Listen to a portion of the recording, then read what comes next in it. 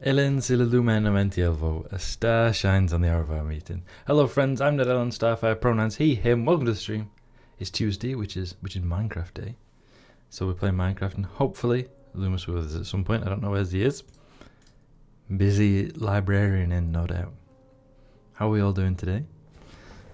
Hope Tuesday's treating you well. I cannot get comfortable today. Hi Bira, hi Frezzo, we were chatting in the chat while I was like on my starting soon screen, weren't we? So how are you both doing today? How are you doing, Bira?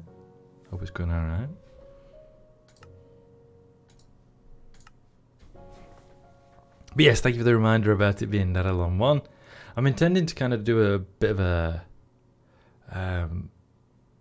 update to all me like stream stuff. I've been meaning to for a while, and by a while I mean months. But I just ain't, because you know what it's like. You say you're gonna do something and then don't. Also, what's going on with this bit of hair? Like, what's this about? Hold on. There we go. That's better. I don't know what that was about. Stuck to my forehead. But yes, I've been meaning to do an update for like my starting soon screen and my offline screens and stuff like that for months. I just haven't done it because I keep forgetting. When I remember, I'm always in a position to not do it, like I'm at work or I'm at mum and dad's or something. And I'm terrible for that, honestly. I'll be like, oh yeah, I've been meaning to do that.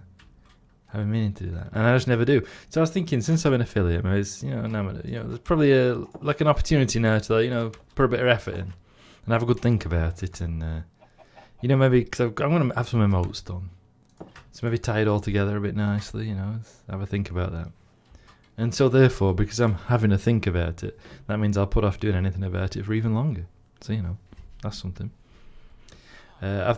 Things I've been meaning to do, my stream stuff that I've been meaning to do for over a year. Yeah, I dread to think how based. I dread to think how long I've been putting some of this stuff off. Like anything that's black with red writing on it, I did when I first streamed in 2019, and I've done nothing with it for years. Even though I've been meaning to do stuff for a lot of it for a while. Doing alright. Binged I'm a Virgo today and did some weightlifting. Very good. What did you think, Pira? What did you think to I'm a Virgo? I've had a rest day today because I'm off work. Normally Tuesdays would be a secondary arm day. But I'm off work, so I've been doing things in a different pattern. So I had a rest day today. But I did assemble my new weight bench. So I got a new bench and some new stands to hold my weights on. And I opened the boxes after I'd been putting it off for ages. So I only got them yesterday, but I've been putting it off, and I thought, I'll do it, and then I'll do it, So I thought, I've got 5 minutes before tea, 10 minutes, whatever. Let's have a look. And of course, it turned out to be massively more involved than I thought. So all the pieces of the stand are still, the rack, are still on floor. But I did assemble the bench. But that took a lot of faff. And a lot of bobbing up and down, which made me feel dizzy and a little bit sick. And also got a little bit sweaty about it. But I managed to get it sorted.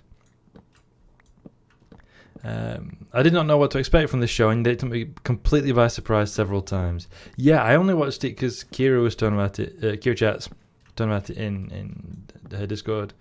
And I thought, it's on Amazon Prime, I'll give it a go. And yeah, it's like, would say sort of like magical realism, right? Like it's the real world, but things happen that couldn't happen in our world, I guess. Which is probably not the proper definition of magical realism, but that's what it made me think of. And yeah, I was really impressed. It covers stuff that I in no way expected it to. Like some straight discussions about capitalism and illegal and legal industries and all that. I'll not spoil it for anybody who wants to watch it, because I'd recommend it. But I thought, yeah, really good. Really impressed with that. Even though I was never quite sure where I was watching from 1 minute to the next. Yeah, a bit of magical realism or absurdism in some sense. Yeah, definitely. Why are these pumpkins not? Why are they not? The only part I didn't like is I don't think the ending would have happened like it did. No. I liked that, and I can see what they're going for, and I think it was a great way of doing a piece to camera without actually doing a piece to camera, I thought. Often in more recent Doctor Who, if you've been watching that, the Doctor will give a speech to camera, pretty much straight to camera. In Stephen Moffat's era, literally look into the camera, and it comes across as that very clumsy and forced. But this I thought were a good way of doing essentially a piece to camera without it coming across as forced, if we're referring to the same thing. I haven't really done a workout in a month, and somehow I can do a lot more sets now. I wonder if I wasn't resting enough before. That's quite possible, because other day I did one that were a bit, like I had not quite left enough space. I left it a couple of days, but not really enough. And I found I was struggling more than I had like a couple of days prior, 3 days prior or whatever it was. So it could well be, yeah.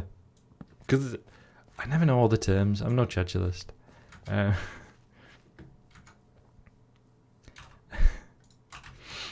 I don't necessarily know all the terms and how exactly it works.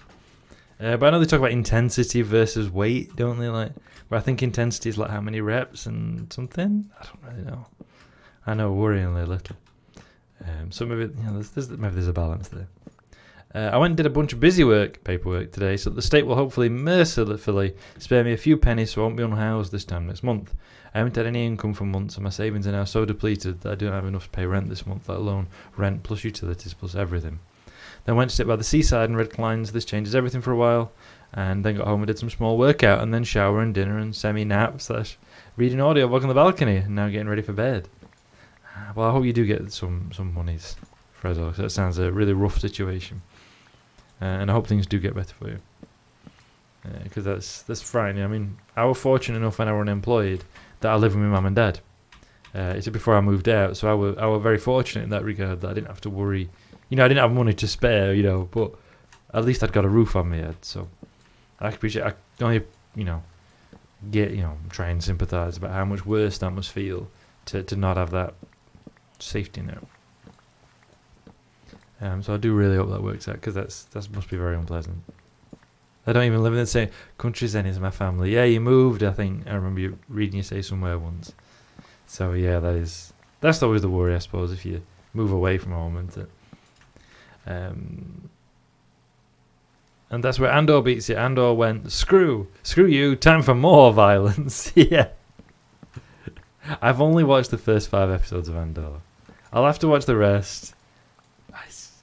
I kind of liked the idea of it, but it was so slow. I did struggle. And normally I'm okay with slow things, but I did struggle with it a little bit.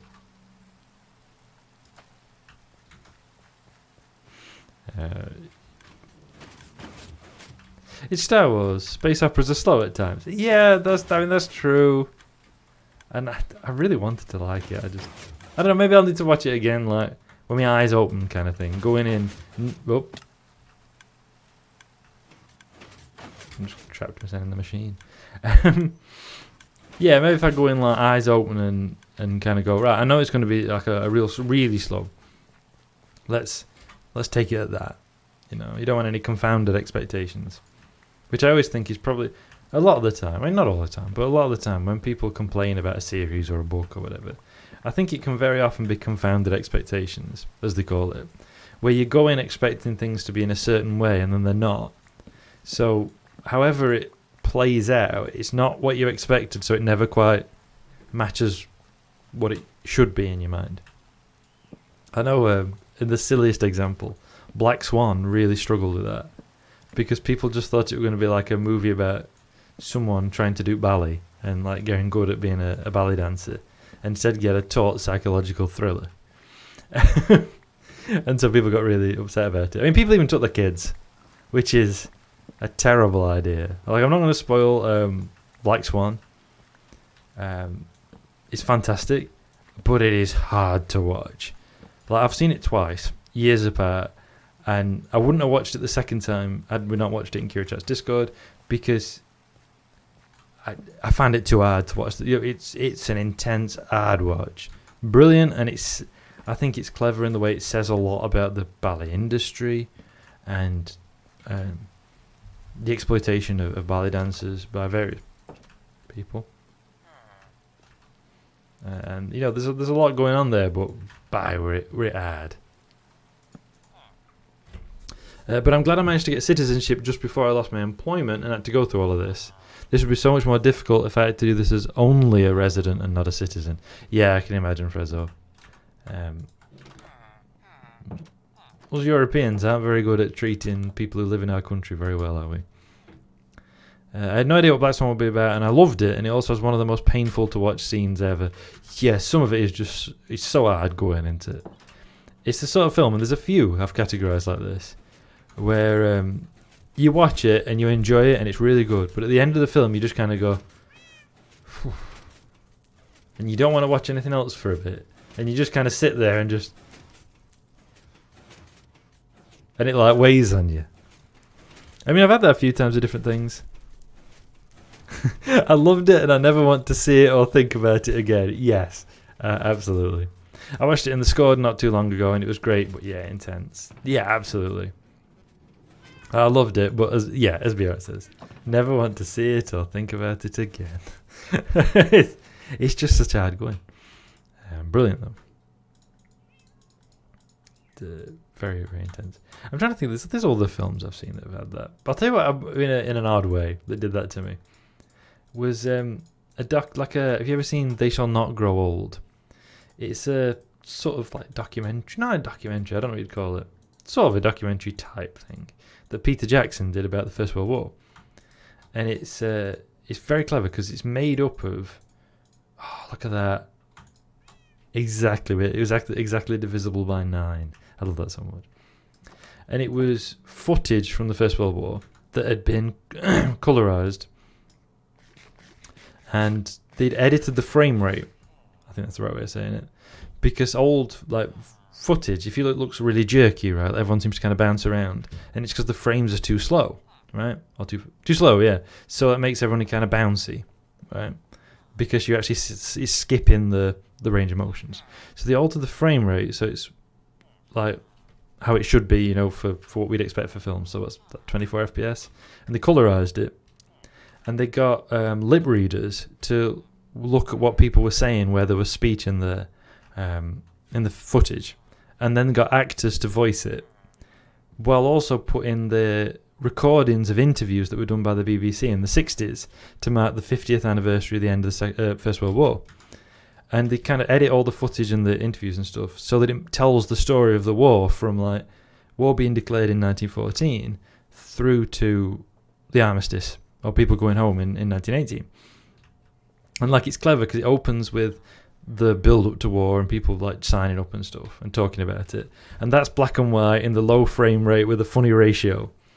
And then once they start talking about the Western Front, it changes to like your full ratio, you know, your normal ratio, normal frame rate and colour. And it's very, very good. But of course, I found it incredibly intense. And, you know, some of the soldiers are just kind of like, yeah, you know, then, you know, we took some prisoners and I like nicked the watches off them. And they're like being quite jovial about it. But they shall not grow old, Frezzo. But some of them are obviously really struggling with like a 50-year-old memory. Thank you, Birat. And it's obviously like painful for them to talk about it even now. It's incredible. And to see it and to put it together and the use of kind of like music and sound effects and stuff just becomes this really intense experience of how they, you know, of what they encountered and what it was like. It's really like a remarkable thing. Yeah, and even then I would have been a Danish citizen, which means that I have almost the same level of rights as Swedes would, more so than normal EU citizens. But yeah, it would almost certainly still require a bunch of additional paperwork to get done. Yeah, it's F borders, absolutely, Frezzo. Yeah, we've got a lot we can say about that, haven't we? We're definitely fuck borders. I need to tend to the fields again. I'll have to watch that. I wonder if it's anything like Nothing New in the West / All Quiet on the Western Front. We learned a lot about First World War here because it really fucked us over. Went to 1 or 2 museums as kids. We learned about it at school as well. Obviously, it's a big thing in the UK. I know, for example, Americans don't really learn about it. Look at that cat looking on the roof. Look at that. Aww. But yeah, I mean, a lot of the battles between Austria-Hungary and Italy were fought. Was it Austria-Hungary and Italy that were fought around your area? Be right? Am I right in thinking that? Or is it just like general Eastern Front stuff? Because I know the Eastern Front was much more fluid than the Western Front. Italian front was brutal as hell. Yeah, that's the 16 battles of the Isonzo and all that, isn't it? For anyone who doesn't know, the Italian and Austro-Hungarian front was basically just like a kind of a stalemate, but where both sides launched massive assaults against each other repeatedly, just incurring massive casualties for like no gain. So, you know, kind of like the Western Front, but just over like narrow frontage and just absolutely like horrendous stuff.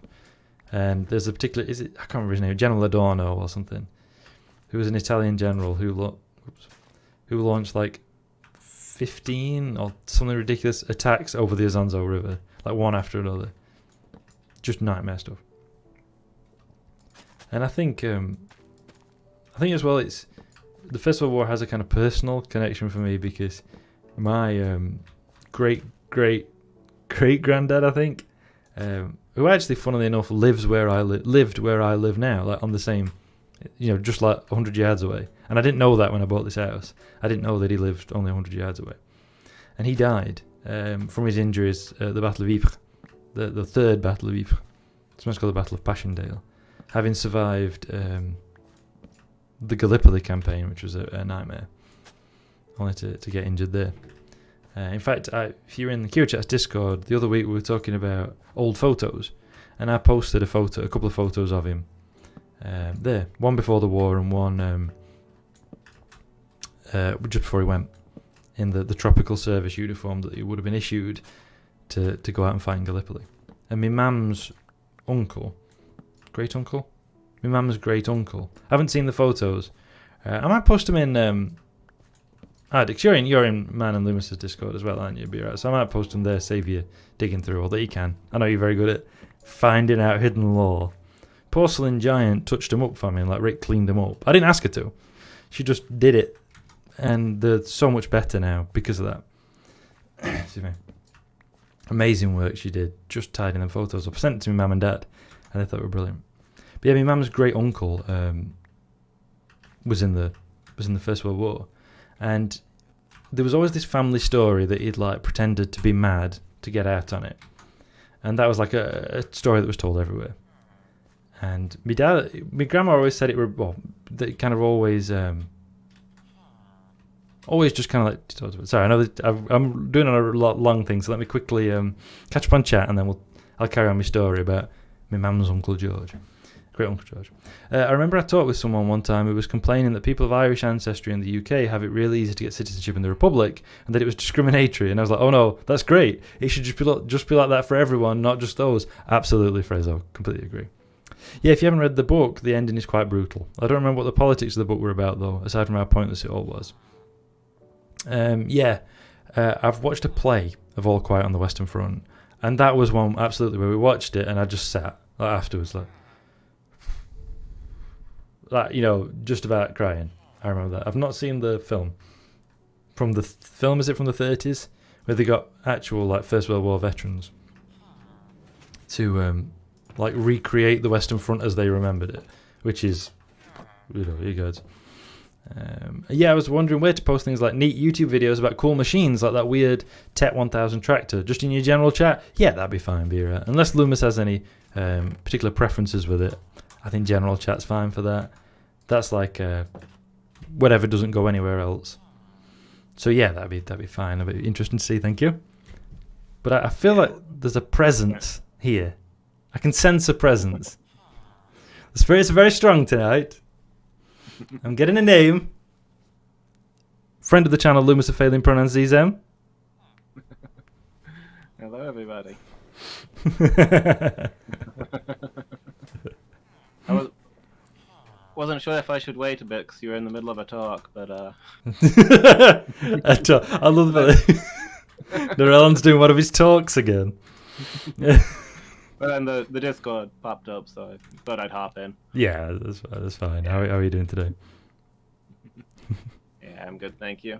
You alright? Yeah, I'm fine, thank you. I'm off work this week, so I'm in better. I mean, actually, I woke up in a bad mood because I was woken in the night by bad dreams, so it really disrupted my sleep. But otherwise, I'm in a good mood because I'm off work this week. I can sympathise with that recently. I don't know what it were about. I don't even remember the dream. I just woke up with my heart pounding. Yeah. You know, like when you're startled awake. And your heart's pounding, and you just have that weird feeling like something bad's happened. Yeah. Yeah, I couldn't remember the dream, but that were it. It's like, oh, whoa. But otherwise, I'm alright, thank you. I'm not hoard all these gems. Did I join yet? Hey, have a look, Frezzo, and feel free to join if you ain't. Also, I love that emote, by the way. That's great. That's great. But yeah, I'll finish my little anecdote and then we'll talk about whatever else. If that's alright with you, Lewis? I'm Yeah, halfway I through just an mention on the channel since that's why I hopped in for. Hmm. Honestly, if you posted that in general chat, memes, or creativity, I wouldn't question any of those. yeah. Yeah. No, yeah, like apart from the section that's like this about the stuff we do, I think it pretty much is fairly loose in it. Yeah. We don't have a specific like cool/interesting stuff channel, I'd say. Just like whichever vibes like you've yeah. feel. Yeah, just go on vibes. We're not strict about it. I have now. Brilliant. Welcome on in, Frezzo. Mealy has some great emotes. Oh, they're really fun. I like those. I need to do. I need to get someone to do emotes. That's the thing we're doing. Oh, that emote's brilliant. It's so scuffed. I love it. Oh, I've got such a weakness for scuffed emotes. Not the worst of it. But yeah, I mean, this is now a more cheerful topic of conversation, but I'll finish my grim anecdote because I can't leave something once I've started it. No, I've never been diagnosed. What do you mean? Informally. But yeah, so my mum's great uncle George, who was supposedly had danced on the trenches to convince him he was mad and all like this. And my dad looked him up, and he'd won medals in the First World War. Like there was nothing on it. He was not discharged on health grounds. Stop it! Sorry, I'm being robbed. He was not discharged on health grounds. In fact, he won medals. He was like honourably discharged at the end of the war when the general demobilisation occurred. And so we kind of looked into him a bit more, and he'd actually been in the same company as my dad's ancestor, who I was mentioning earlier. Which is funny, you know, that those two branches of the family would end up coming together. But part of the other, when we start to think about it, the story didn't match up. You know, obviously we knew it wasn't right because of the medals and everything. But my grandma, who knew him well, had always said he had a military bearing. You know, he always held himself very straight, very upright, always very smart, always very neat. And when he was dying, they had the doctor out, and the doctor had been a military doctor in Second World War, I think. Possibly both, depending on his age. And he, you know, my mum's Uncle George had said, well, I'll be on parade in the morning, sip. He's like, you'll be on parade, George. You know, which don't feel like somebody who tried to get themselves discharged by pretending to be insane. Like that don't quite match, does it? And of course it turned out he hadn't. But we think it was to deflect questions. But what he did have was what they used to call the Blue Devils. So when he had a drink, he would start freaking out and screaming and crying and yelling at people that nobody could see. And we now wonder if that was PTSD. And he was having flashbacks. That they just took as some weird effect of drinking. Like, normally people don't do that when they have a drink. And of course, the next question then becomes, was he drinking, did it come on because he was drinking, or did he drink when he felt it coming on? Which raises a lot of questions. But yeah, so we've got that kind of like family connection to the First World War. It was, claiming that you faked madness to get out of the trenches is a pretty quick way to shut down any conversation about what did you do during the war. Yep. And it was like it was always seen as a bit of a fun thing as well. Like, he beat the system. You know, like nobody were ashamed on him or anything. It were always like, good on you, George, you know. Yeah. That showed them. So, because, yeah, like you say, it shuts it down the conversation, doesn't it? You don't ask what were it like there because you just laugh about how he beat the system. And how he got out on it before they could get him killed. Good on you. Yeah. So, yeah, and I think now that's probably it because that was untrue. And, you know, what an intense thing. We may also explain why he was kind of a dick. I mean, maybe he was just a bit of a dick anyway. but apparently he was kind of a dick. Like he used to, like, you know, if somebody stood in front of fire, because he was the one whose name was on the rent book. You know, he worked for the big iron foundry near you, Lewis, used to be. He worked there, and of course, almost all of the housing in that town was provided by that company. And he was the one whose name was on the rent book. He let a load of family members live with him, as people used to do. But his was on the rent book, so it was like his house. And if you stood in front of the fire, he'd crack your back at legs for stealing the heat. And other, like, just general low-key dickishness. And was he just like that, or was that some weird effect of everything he'd experienced? I wonder. I can't leave something once I've started it, which works great with ADHD since you start 50 new things while trying to finish the one thing, and now you have to finish those two, each spawning another 50 things. Oh yeah, that's just... We're starting to think that my dad might have ADHD. And it comes entirely from me talking about things that Kira Chats has said about having ADHD. And my mum's like, you know the way your dad, like, never finishes anything, like, at all ever, and constantly moves on to new things, except if something catches his eye and, like, gets his interest, when he then focuses on it to the exclusion of absolutely everything else. Oh yeah, he does do that, doesn't he? That does sound like it, doesn't it?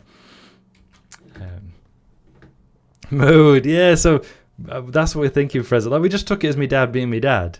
You know, you just it's no. But then yeah, like that does kind of match up, doesn't it? Sounds very ADHD. Thank you, Frezzo. I like that confirmation. We had at least 3 generations of soldiers before me, and they were all kind of just took advantage of the free education associated with it. Plus, either my granddad or great-granddad was pressed into 2 different armies and deserted both to eventually join the Yugoslav one, or so I was told. Oh, that's interesting, B-Rat. Ooh. That's an interesting story. Better the blue devil you know than the red devil over eastwards, as my pops used to say. He didn't really. Yeah, I can't remember what we're talking about the First World War.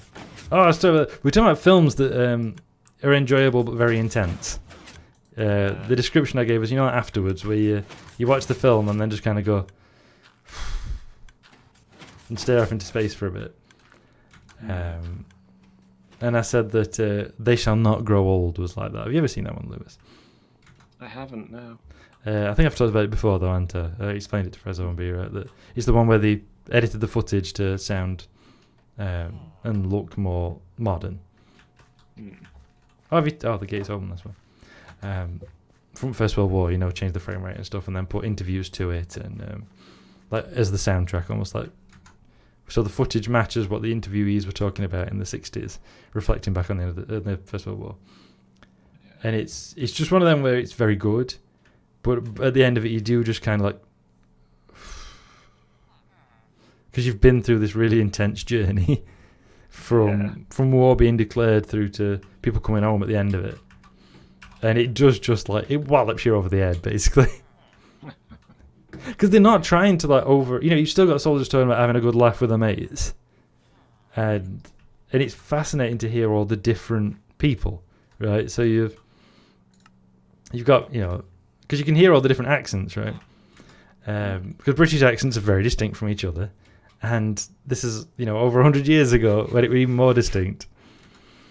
So you've got, you know, people from, I don't know, you'll have somebody saying like, hey, and we I joined up because I thought it were a good idea. And then you'll have, of course, oh yeah, so I was a lieutenant, and I was commanding my platoon. And you just hear the different accents, the different classes, everything. Very interesting. And and I'll tell you this because it's no spoiler, but it completely recontextualised something for me.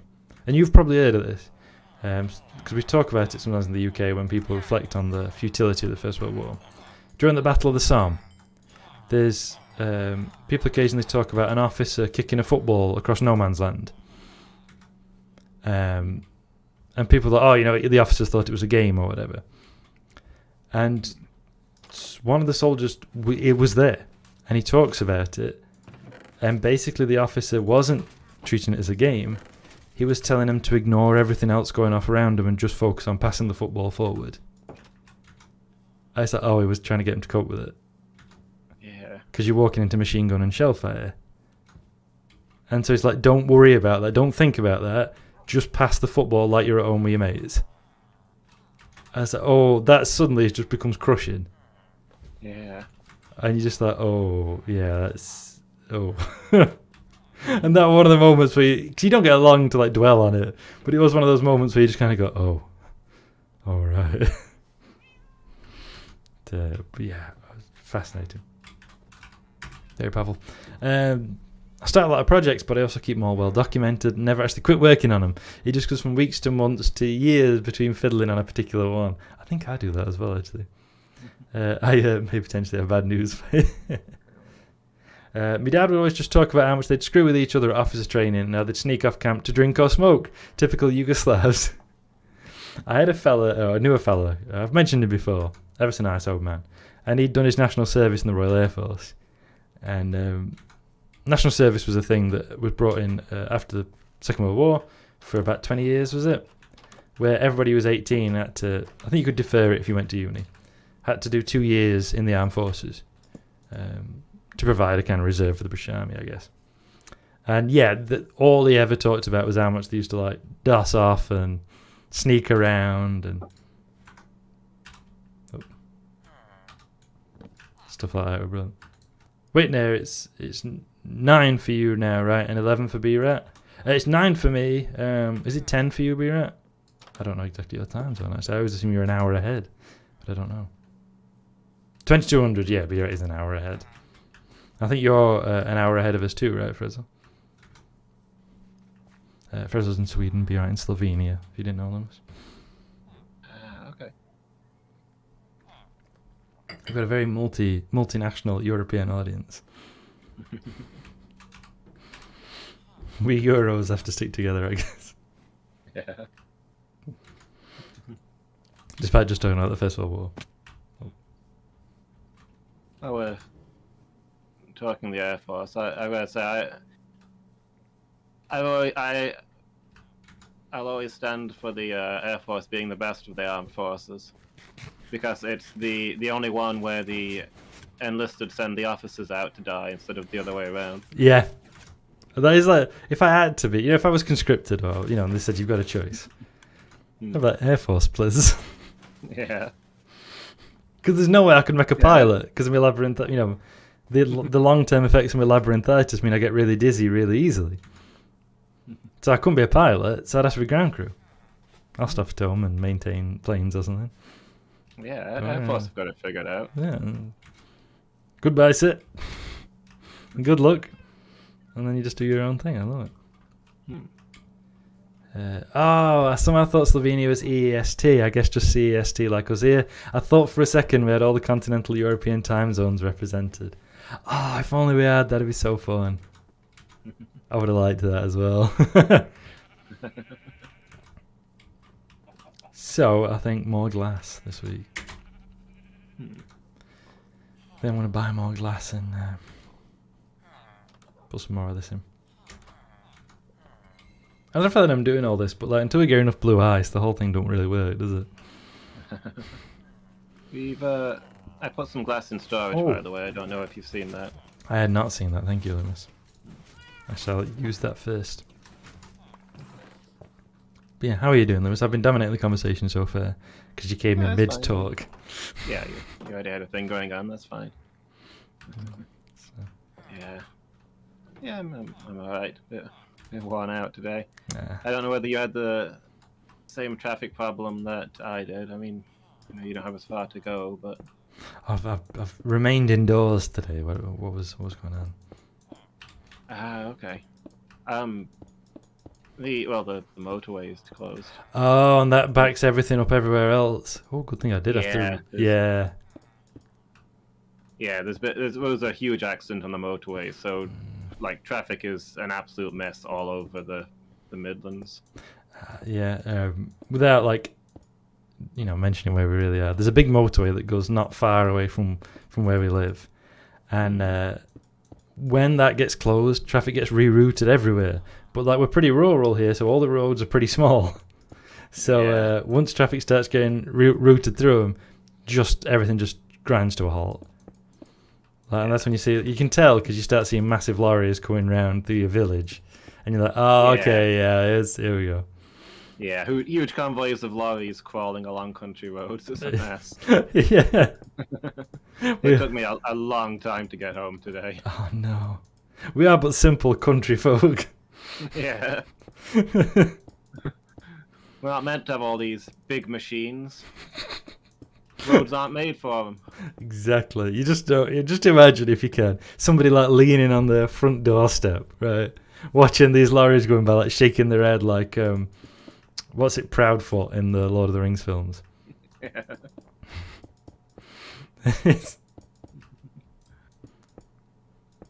Quick question: do you agree that he's the Hobbit that Peter Jackson got most right? Because he appears in like 4 scenes or whatever, but he's pedantic in a jovial way. He drinks and smokes heavily. He he's having a laugh and a big fun at the party, but he's quite sour otherwise. Yeah. At least because his wife catches him being too friendly about Gandalf's antics. It's like I feel like he's a good rendering of a Tolkien Hobbit. Yeah.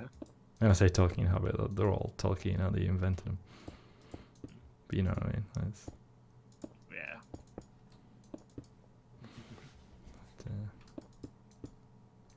Yeah, so that's rough. That's a bad time.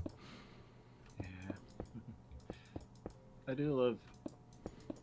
It's one of the bits of Tolkien's really dry humor.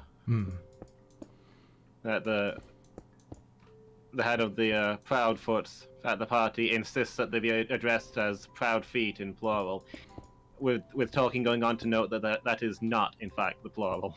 Yeah.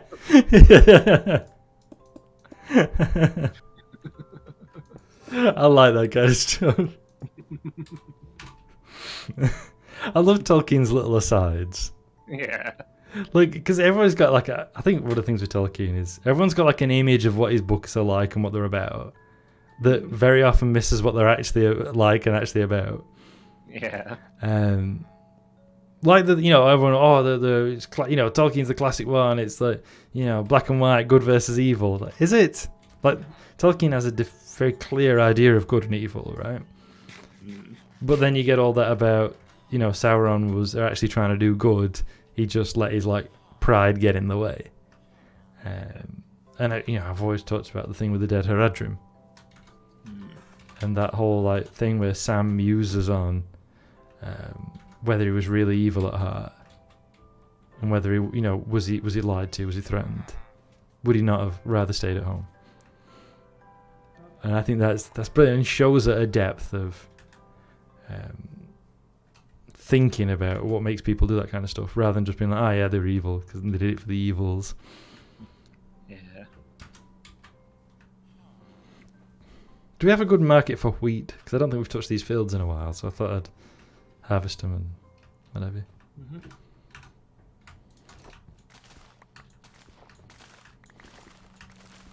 Or at least I ain't done them in a very long time because they're a chore.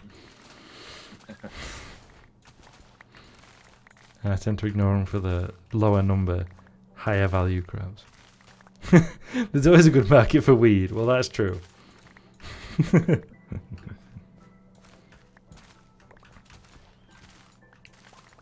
Thinking like a capitalist, exactly, Vera.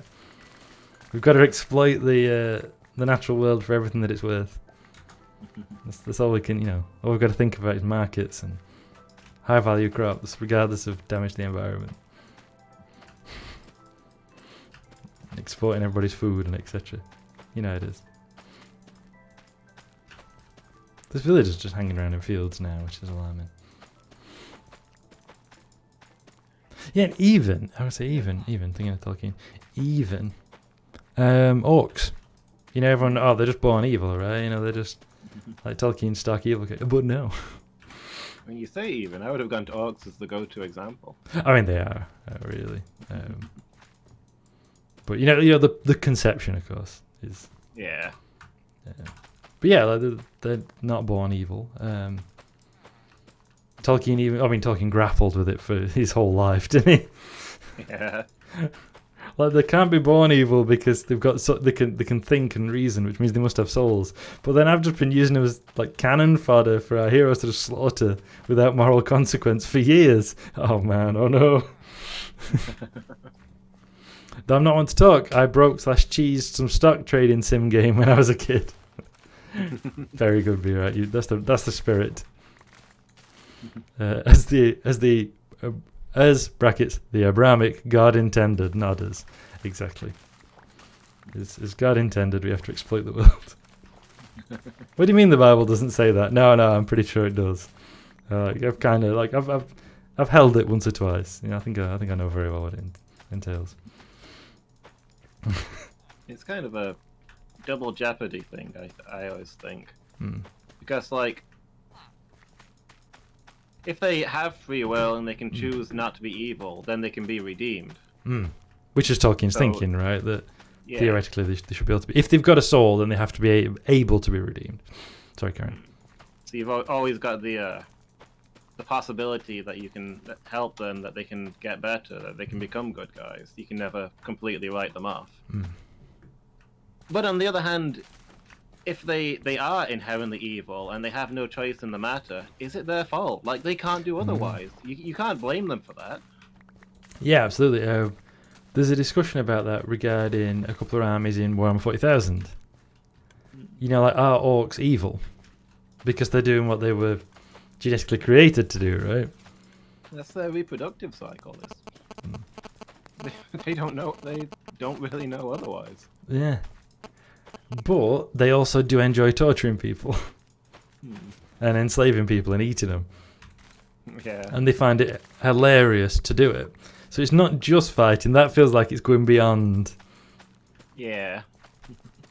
Because there's a lot of those like depictions of orcs basically going as they like pull somebody apart or like set them on fire or something. And it's like, yeah, you can argue they're not self-aware enough to. This is 140,000 orcs, I should add, just to clarify while we're still talking about it. I guess you can argue they're not self-aware enough because they're not even aware of their own mortality, right? But then,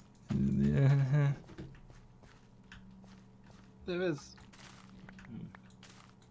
Trying to decide which one of the arguments I want to make first. And then while you do that, sorry. There is the argument that, like, because they kind of spore and bud off, that they're not really mortal in the way that we are. True. Oh, that's true. A 40k orc still technically fungus. Yes, they are. But you're right. The what do they call it? Is that fungoid humanoids or something like they call them technically? Yeah. By the way, there's phone signal noises just then. Have they gone away? And thank you for letting me know. I don't know why he keeps doing that. I don't know if it's mine or if it's next door's or what's happening there. By the way, sorry, I like that Star Trek Strange New Worlds kind of addressed that with Orion pirates in some episode this season. I've not seen this series yet, but I like that comes up in Lower Decks as well, because one of the main characters is an Orion.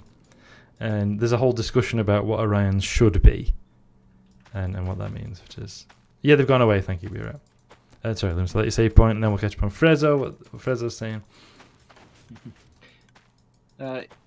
Yeah, I was reading a discussion on the ethics of eating plants recently. And one of the points being made is that for plants, dying is part of their reproductive cycle, like, for a lot of them. Like, the ones that need to be consumed in order to spread seeds, if they don't spread the seeds, they don't reproduce, and the species dies out. So in many ways, being eaten and in the process dying is their goal. Yeah. Which is a... They are not there's a lot of discussion that could take place around that, but it's very different to the animal experience. Yeah, where they will do absolutely everything to avoid it. Yeah. And you could argue that orcs are more along those lines. Yeah, like dying is... I mean, they shed spores all the time, but when they die, they shed a load. Yeah. They're born to it. They have no concept of death in any meaningful sense. Yeah.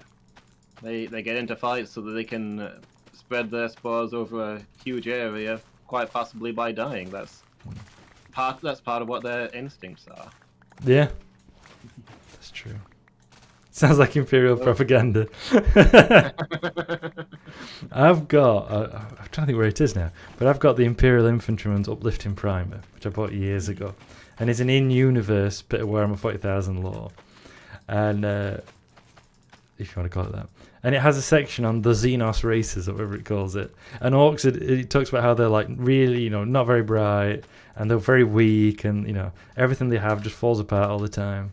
And they're easily, all you need is like your bayonet, and you can easily defeat them. So that is very untrue. That is very untrue. I'll just catch my Frezzo's comment, and then I'll say let you say what you want to say next, Loomis. Which was, I'm really happy with the discussions happening in fantasy at the moment. Wizards of the Coast seem like they're doing pretty good work with their D&D books to increase representation and to remove some of the extreme putting in boxes of races, etc. That they've had previously. And yeah, definitely. And I'm definitely pleased where they've tried to move a bit away from some of them who are like analogues for real world peoples or whatever as well. Like there's the ones who are like stand-ins for Roma, aren't there, which is pretty yikes. I remember there being a lot of discussion a few years ago. In fact, it was someone who used to be in our community but is now not. Stop it! Stop stealing me! Robbing from me! I'm being robbed, Loomis! I'm being robbed! Get away! I know this is your village and we grew everything here, but stop robbing me! Stop it! I'm being robbed. There's two of them. Stop it! Let me be. I'm not sure these fields are within the bounds of the original village. I think we could make that argument.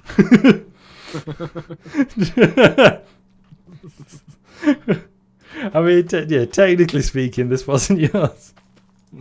We were technically here first. Yeah. And I probably agree with that. Frezzo then, it's interesting, I never knew that. How does that tie with non-40k lore? Pretty sure orcs are an Elvis lineage in the Warhammer Fantasy setting, but it's been years since I was nerding that. They're never really specified in Warhammer Fantasy.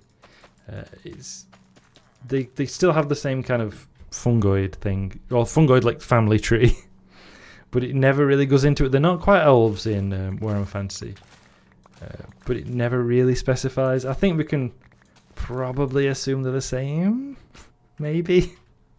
I think probably they were originally intended to be an elf spin-off, and then once 40k came around, they probably decided it would be the same, but like nobody has the tech level in Warhammer to understand that orcs are a fungoid species that grow into a variety of forms depending on environmental pressures.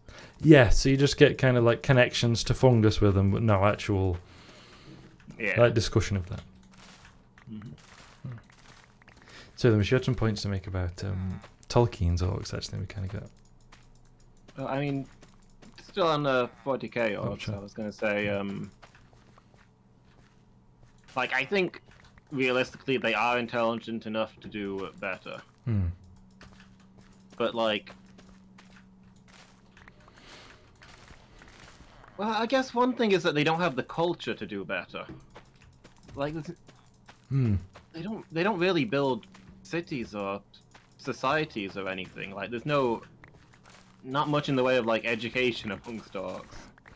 I mean, I'll have you know, they build shanty towns and race around like it's Mad Max. Thank you very much. Yeah. If that's not culture, I don't know what is.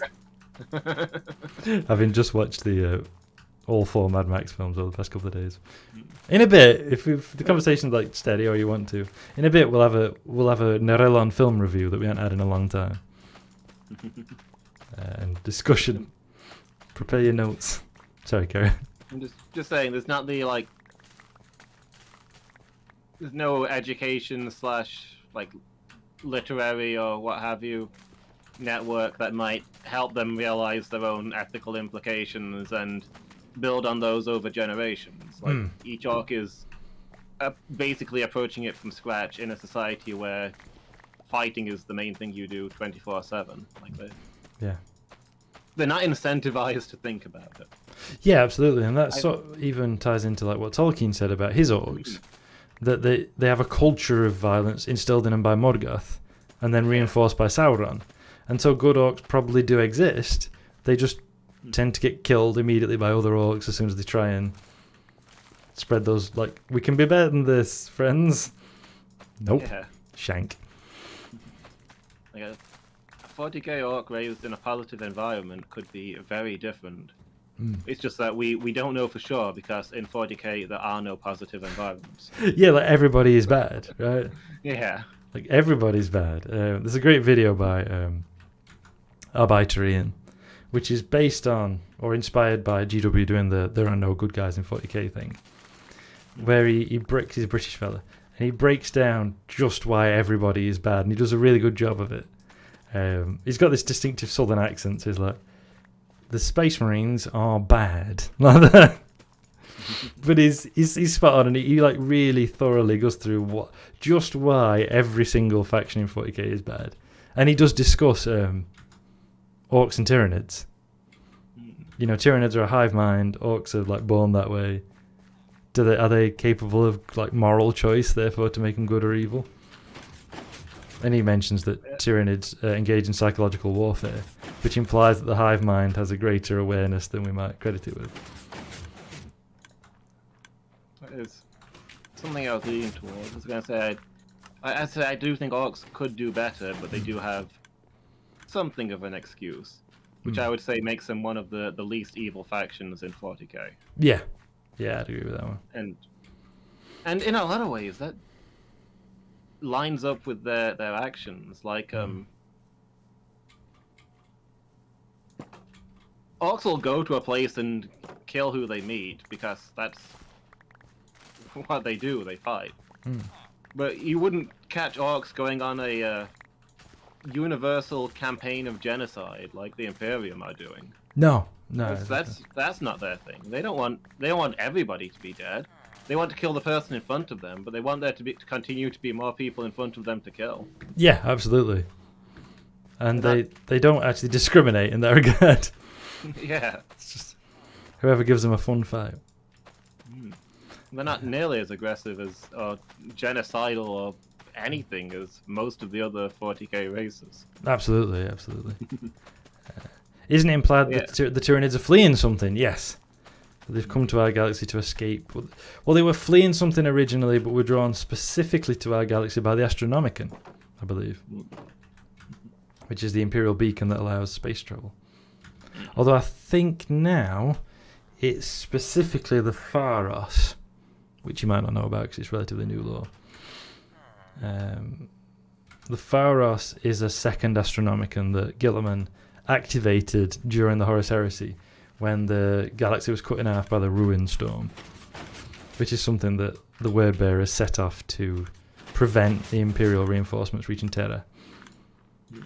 They're basically a massive warp storm across the galaxy, and Gilliman set off this Pharos, which is implied to be perhaps a Necron device, or something like that, because it's made of blackstone. So there's the shenanigans involved. Yeah. Essentially, it drains off warp energy, so they like channel that warp energy as a signal. Is basically how the Pharos works, and I think that's what caught the Tyranids' eye, and then they've the Astronomicon is what's drawing them in ever since. Tyranids are probably the least bad if they're just animals. Yeah, and kind of terrifying to wonder what they were scared of. Yeah, when they're as powerful as they are, what were they fleeing? Yeah, that's the point I was moving on to next. Like, Tyranids are probably the least evil faction, because they're the ones with the best claim to not be capable of evil, not understand it. They're just hungry, and there's food everywhere. Yeah, and there's that whole thing, and even when they're using like psychological warfare or terror tactics or whatever, do they actually understand the implication of that?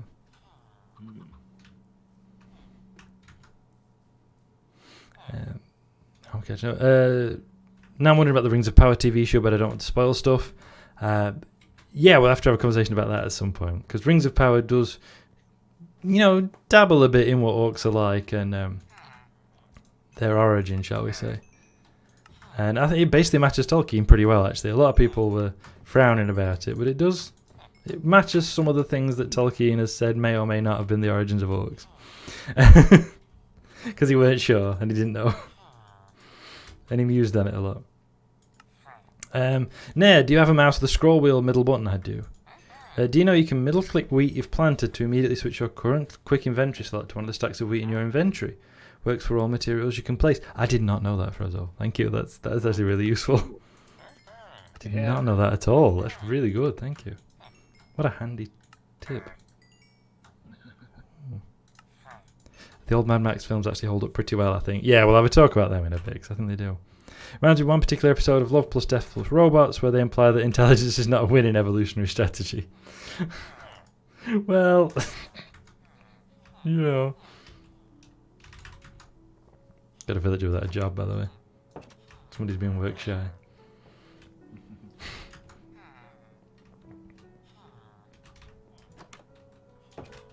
So, any other thoughts, Lewis? Because again, I've been rattling. So,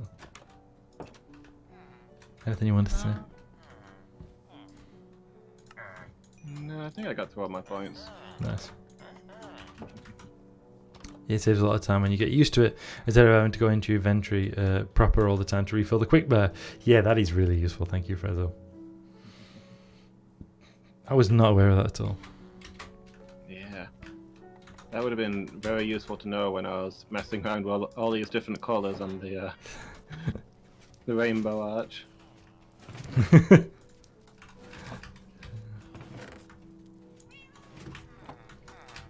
How much wheat have we got here? That's loads. That can all get sold.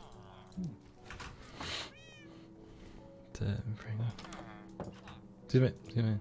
No. Okay. Yeah. And yeah, we start talking about Tolkien's orcs, but basically, yeah, they're not inherently bad. They're just deliberately raised and encouraged to be, and kept in an environment where that's the only behaviour that's rewarded. And of course, like we said before, we have orcs talking about how they want to get away from Sauron. They don't actually want to serve him. They're doing it 'cause they're terrified of him. They don't want to.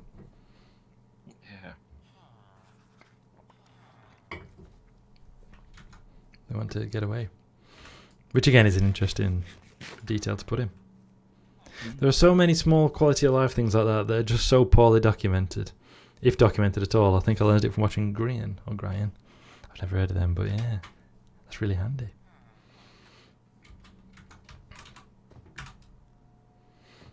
Okay. What now? Do I buy more glass? I'll carry on doing that. I think I will. I'll find where I can buy glass from.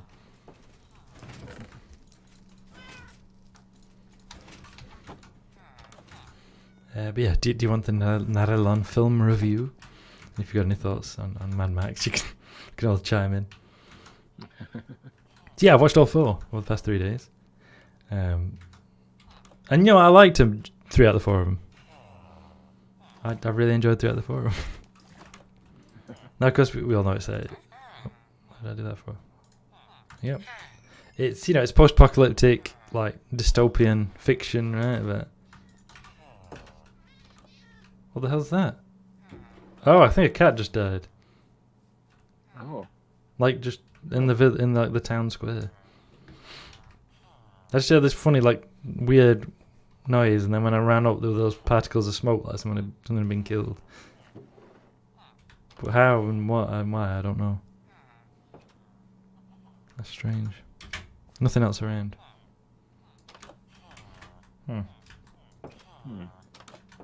Very strange. Excellent. Don't think it was a spider that got into town or something, do you? That the golems went after? Not with that noise, no. It was strange. We got a new scrivener. But yeah, I barely remember the old ones. Yeah, so the first one is not really like a post-apocalyptic at all. It's just rural Australia. Like I'm not memeing, it's just rural Australia. Like there's no post-apocalyptic element at all. It's just a copper, and like it's sort of implied that like they're in some societal collapse, but it never really goes into it, and there's nothing like on screen to show it. They're just, it's just, there's just like some coppers chasing some violent criminals in,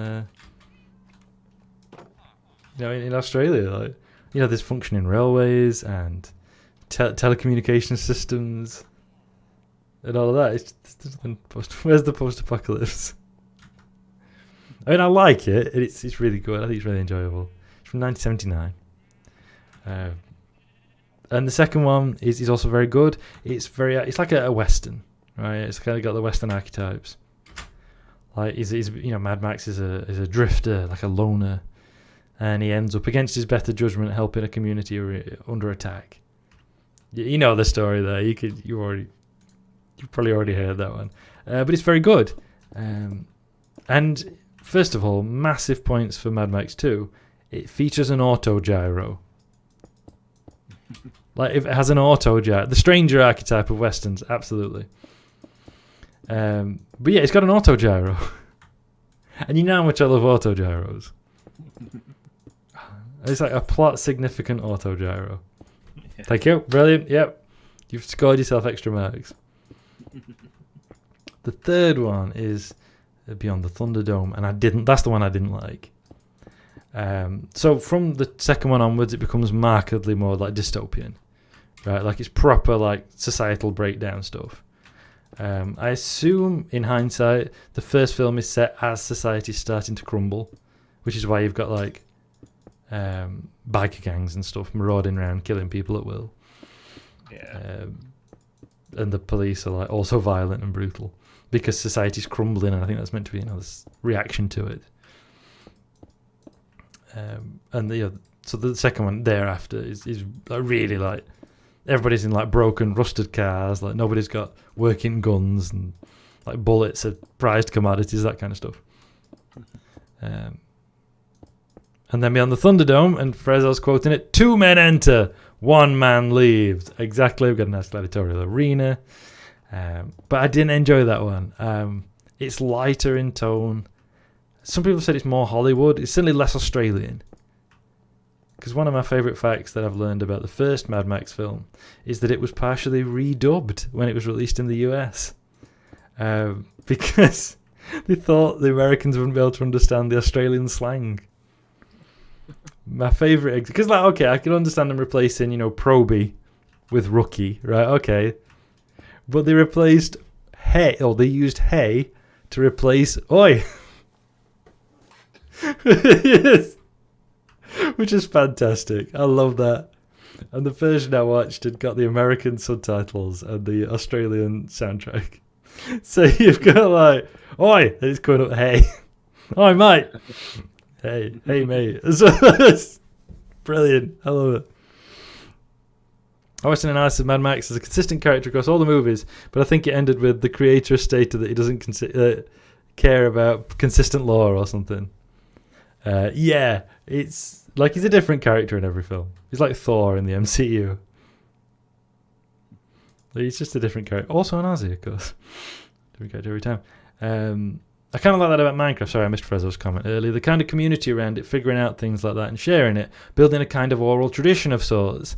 One day, Nair will tell someone, oh, Frezzo told me about this neat trick and Ziad learned it from Grian. Yeah, absolutely. I love that.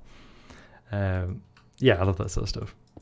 That it does develop this kind of like, you discover things in Minecraft, don't you, rather than reading them or knowing them or whatever. It takes me back to old games when you'd have a manual and maybe you didn't have the manual because your dad got the game off a man called Dick who copied it on a floppy. Used to hang out with a bunch of Aussies online a decade or so ago, and it was quite an interesting time learning all their slang. I remember as a kid, teen, a lot of my favourite shows were Aussie ones. I used to love Round the Twist. Did anyone else watch Round the Twist? I used to love that as a kid. It was so surreal. Do you remember that one, Lewis? That was 90s. Yes, Frezzo likes that one. Yeah, you too, Lewis? Yeah, I don't remember anything about the show, but I do remember the theme tune. Yes! Like, I remember... like that it was weird. I think I liked one of the characters in it. I think like we're talking, what was I, like 7 or something?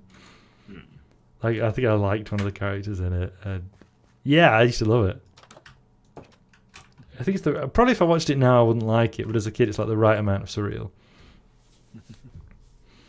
I love that show. And the Alien Mermaid one. I don't think I remember that. That's ringing a bell, but I don't remember much about it. But yeah, it's very Aussie, the first two, whereas the third one is less so. It's a bit more, I find it a bit more annoying. Like, it's a bit more, because they're all very, very extra, right? And that one feels like a bit more, perhaps just dialed up a little bit too much. Obviously, your mileage may vary. But it's much less gritty than the other one. But, you know, and also the person who plays the gyro captain in Mad Max 2 plays a completely different character in the third one, which is just confusing because you're like, oh, it's him again. And he's not. Like, the pilot is not the gyrocopter pilot, the autogyro pilot. That's not good casting. Yeah. But yeah, so I didn't like that one. But what I will say about the first two is they have a tremendous gay energy that I really appreciate. Everybody's in bondage gear, right? Everybody's in bondage gear in the first, particularly in the second one. In the first one, Mad Max's boss, before he's Mad Max, he's just Max, right? Max's boss is the great big dude who's bald with a huge tash, who spends quite a few scenes just wearing a pair of leather trousers. Like, okay. Yeah. The main villain in the second film is called Lord Humongous and just wears like a pair of Y fronts and a load of belts. And his right hand man is this henchman who wears chaps, you know, such that his bum is visible most of the time, and has rides around on a motorbike with a twink on the back. So, you know, it's got a tremendous energy to it, which I appreciated. Uncredited as well, not really named in the film, the twink, but it's a lot of fun. But yeah, I didn't like the third one. I think it lost a lot of that energy, and like it's got Tina Turner, who's actually very good as Anti-Entity. But yeah, it just didn't like grab me in the way the same way as the other two. Obviously, your mileage may vary. It's got some good bits in it. I'm not saying that's like bad or anything, but yeah, it wasn't for me in the same way.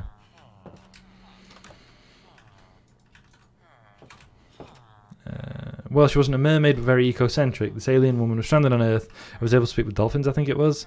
And the mother of the protagonist's kids was a researcher at an underwater research station. This is actually ringing some bells.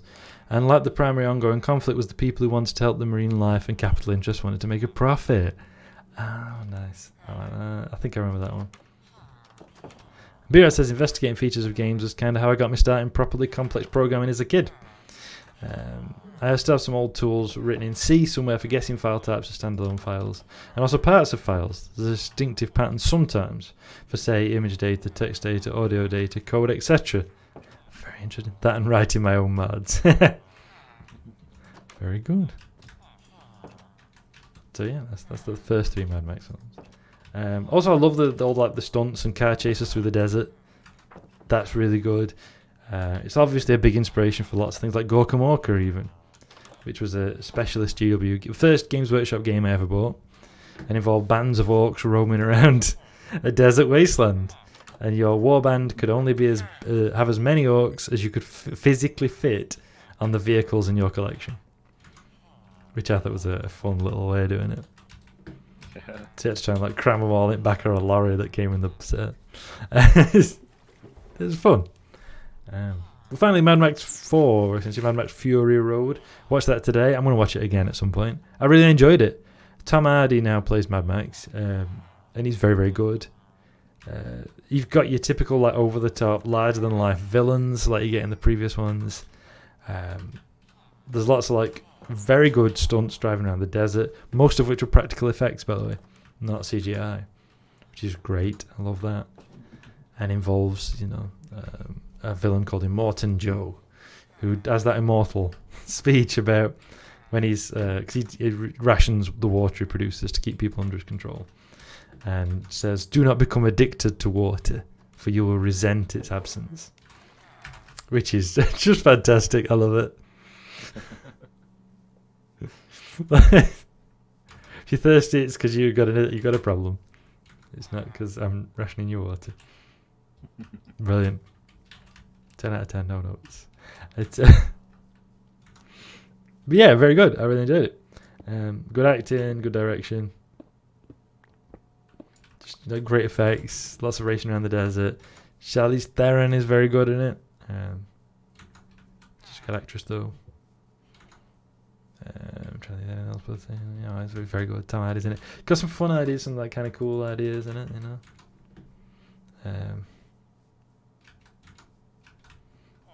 So I'm just finding like random posts I've left up from when I've rerouted the transit tube. Also, I didn't put all the stations in that I intended, so that's interesting. Speaking of, H2O is an Aussie show I didn't watch until a few years ago, which has actual mermaids. 3 teenage girls get magically transformed by a mystic pond and turn into mermaids whenever they touch water. That one also has tons of conservationist propaganda. Oh, very good. So it's conservationist and not conservative. So I'm not endorsing the wrong thing. I quite like what I've heard of Tom Hardy outside of films too. I think he volunteers in animal shelters and he's had some hilarious answers, reporters wondering what his sexuality is, etc. Yeah, he volunteers certainly at Battersea Dogs Home. Like he goes and just like hangs out with the animals to keep them company and stuff. Good on him. Didn't he once say that he's an actor, so of course he's bi or something like that? Didn't he once? He would say that when someone asked him. Oops. Like, I'm an actor, of course I am. So he's given like quite a few, like, not really answering, but sort of making fun of him for even bothering to ask, I guess, in that regard. A bit like when Lady Gaga was asked if it was true she had a penis. And she said, I don't care, my fans don't care, so why should anybody? Yeah? Like, not even engaging with it, just wait. Oh, Frezzo, you're right. Look at that. I middle clicked on the glass blocks and more appeared in my hand. Amazing. It's brilliant. I think this might be witchcraft. I think maybe science has gone too far. I think we should reject it out of fear and superstition. We should return to the old ways. Yeah. Like when I built the keep, I didn't need middle mouse buttons. So why should we improve anything? Like we didn't do it before, so why should we do it now? I keep accidentally wasting glass. I think that's one of the things I like about the Aussie shows that I think especially the US ones didn't really cover, was this conflict between capital and environmentalism. If I remember correctly, even Around the Twist had a fair deal of this, but that might be biased thinking. Yeah, Aussie shows were really good at that. I mean, like Captain Planet was the whole Aussie thing, right? Like, that was like an early like Aussie Captain Planet type thing going on. I think because they could like visibly see the effects of like the environment. Yeah. Like, visibly a lot of Australia got wrecked quite quickly. And they can kind of go, oh yeah, look at that thing happening right now. Like magic. Exactly. It is like magic using the middle mouse there. It does feel like witchcraft, as Loomis said, though. So something to think about. Yeah, so I'd certainly recommend Mad Max Fury Road as like a recent film. And like, I'm not the first person to say it, but the whole thing with like, like Immortan Joe's wives and stuff, that's like a whole fun little thing there. And Rosie Huntington-Whiteley's in a film again. Do you remember her? She was in one of the Transformers films. She, was brought in to play not Megan Fox. The character is very clearly Megan Fox, but isn't because Michael Bay doesn't like, people revealing how awful he is. And him and Spielberg, like, teamed up to get rid of her. And then smear her publicly. So she has trouble getting work again.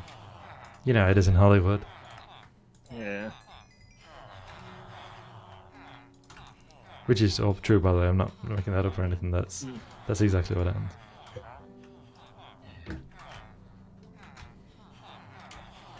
So, Yeah.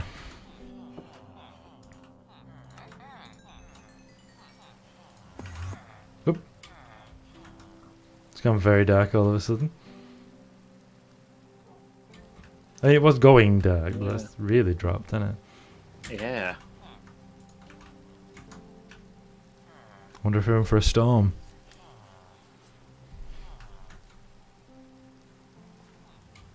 Very. Yeah, I have to say, I don't remember any of the Transformers films, and I don't wish to. Not even the Transformers the movie. I mean, that one's fine. Obviously, I mean the live-action ones. The Bayformers films. Yeah. Apparently, Bumble. Oh, yep, we were right. Yeah, I'm gonna. Yep. Get to bed before anybody gets struck by lightning. Yeah. I do think we should just declare that the lightning rods provide all the protection we'll ever need, and then carry on regardless. I mean, I've seen somebody get struck by lightning in front of me in a storm like this, so... Alright, fair enough. I'm gonna play the trauma card on that one. Oh yeah, you saw it happen, didn't you? Yeah. I don't think I was. I was nearby, but I wasn't actually there. Was I when that happened?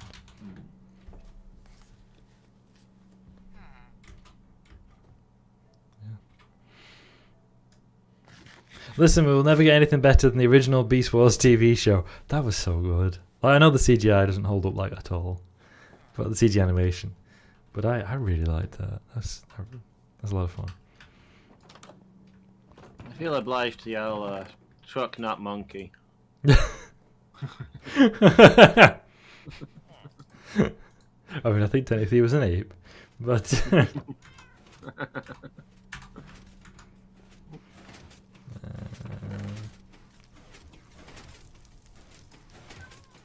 yeah, I like the episode where they found what's the ship called? The Autobot ship from the original. The Ark, right? The Ark, yeah. Where they find the Ark, and they talk about how they'll never be able to cut their way in because it's die-cast. Brilliant. All the toys were die-cast. Fantastic. I used to love it so much.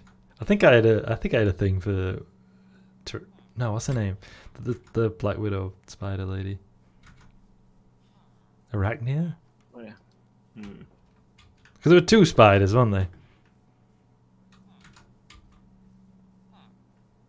Were there two spiders? I feel like there were a dude and the lady spider. Is it like Black Arachnia or something? Yeah, that sounds about right. Yeah, and then like a bit too much of a mouthful. Yeah, and then like Tarantulan or something like that. Yeah. Yeah, I quite really liked it. Black Arachnia. Tarantulas. There we go. Thank you, Vera. Yeah, there's Tarantulas, and then there was the lady spider, right? Who was like a bit of a femme fatale. That was clearly what they were going for. I wonder to what degree it falls under the old BBC code of something for the dads. The ant guy was my favourite by far. Oh, yeah, I just about remember him. Oh, this is bringing back a lot of memories. I liked the dinosaur guy. Oh, I could say dinosaur guy, like they were the only one. The one who became a good guy, but he was a bit of an anti-hero. I liked him. I can't remember his name, mind you, but I liked him. He just had no concept of sarcasm or jokes. Oh yeah, the anti-hero dino, he had a cool sword, right? Yeah, yeah, just like tail become a sword or something when he were in robot form. Yeah.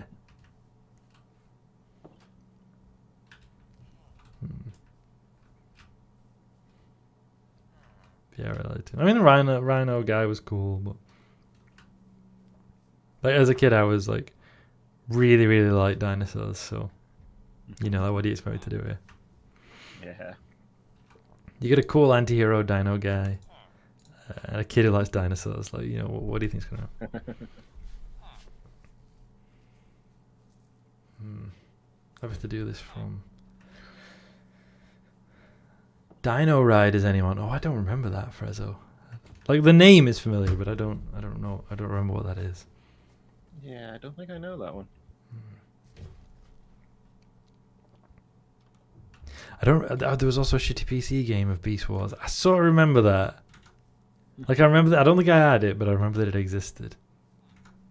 I might be showing my age with that one. What was it, Frezzo? Tell us more. Excuse me. But yeah, see, I used to watch as a kid, like the original Transformers cartoon, because we'd got tapes that had been my brother's in the 80s, you see. So I used to watch them like over and over, and especially Transformers the movie. If I were off school for any reason, like, let's watch Transformers the movie. You're either going to be that or what do I call it? Go on, Thomas the Tank Engine. I really like both of them. Yeah. Love Thomas the Tank Engine. Oh. But I also love Transformers the movie. It's a genuinely good film though.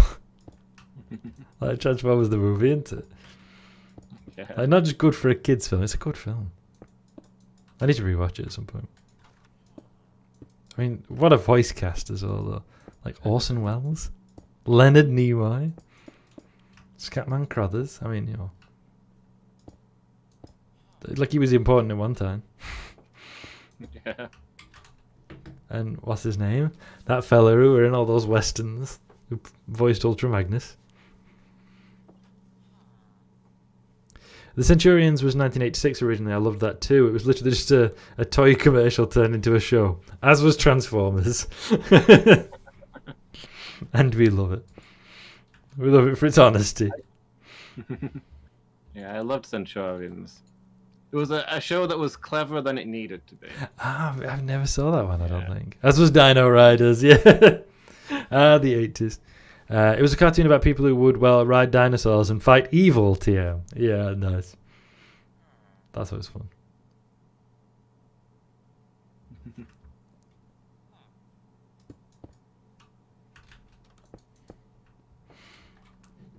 Yeah, but Centurions had literally snap-on equipment in the show.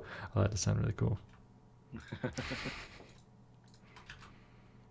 His cybernetic armor beamed down from the space station Skyvault. They become man and machine.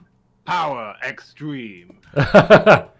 Fantastic. I love it. Stuff like that. Watched him. It was so cheesy. I went around to my mum and dad's. No, carry on. This is going to be unrelated. Well, not unrelated, but one thing I always loved about it was when they like mix and matched equipment from the different. Because they had all these different suits for different occasions, and each one of them had like a different specialty with their own suits. But sometimes they'd mix and match them to do clever things. Like beam down such and such a suit, but with the helmet from this other suit. Like accomplish special goals. That's cool.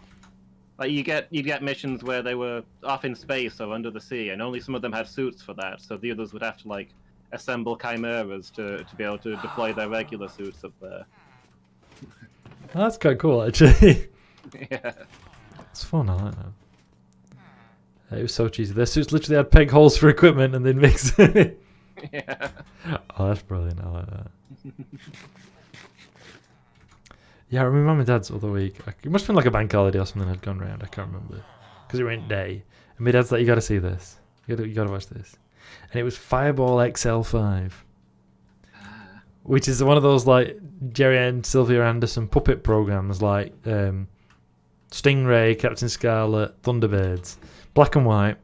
But it was... It was the first one, right? Yeah, that's it. Yeah. It's the only one I've not really seen, before my time. Just a bit. And it wasn't like repeated in 90s like the others all were. Yeah. But yeah, it's treated as though it's like I would say real, but you know what I mean. Treated as though it's like a proper live action sci-fi program.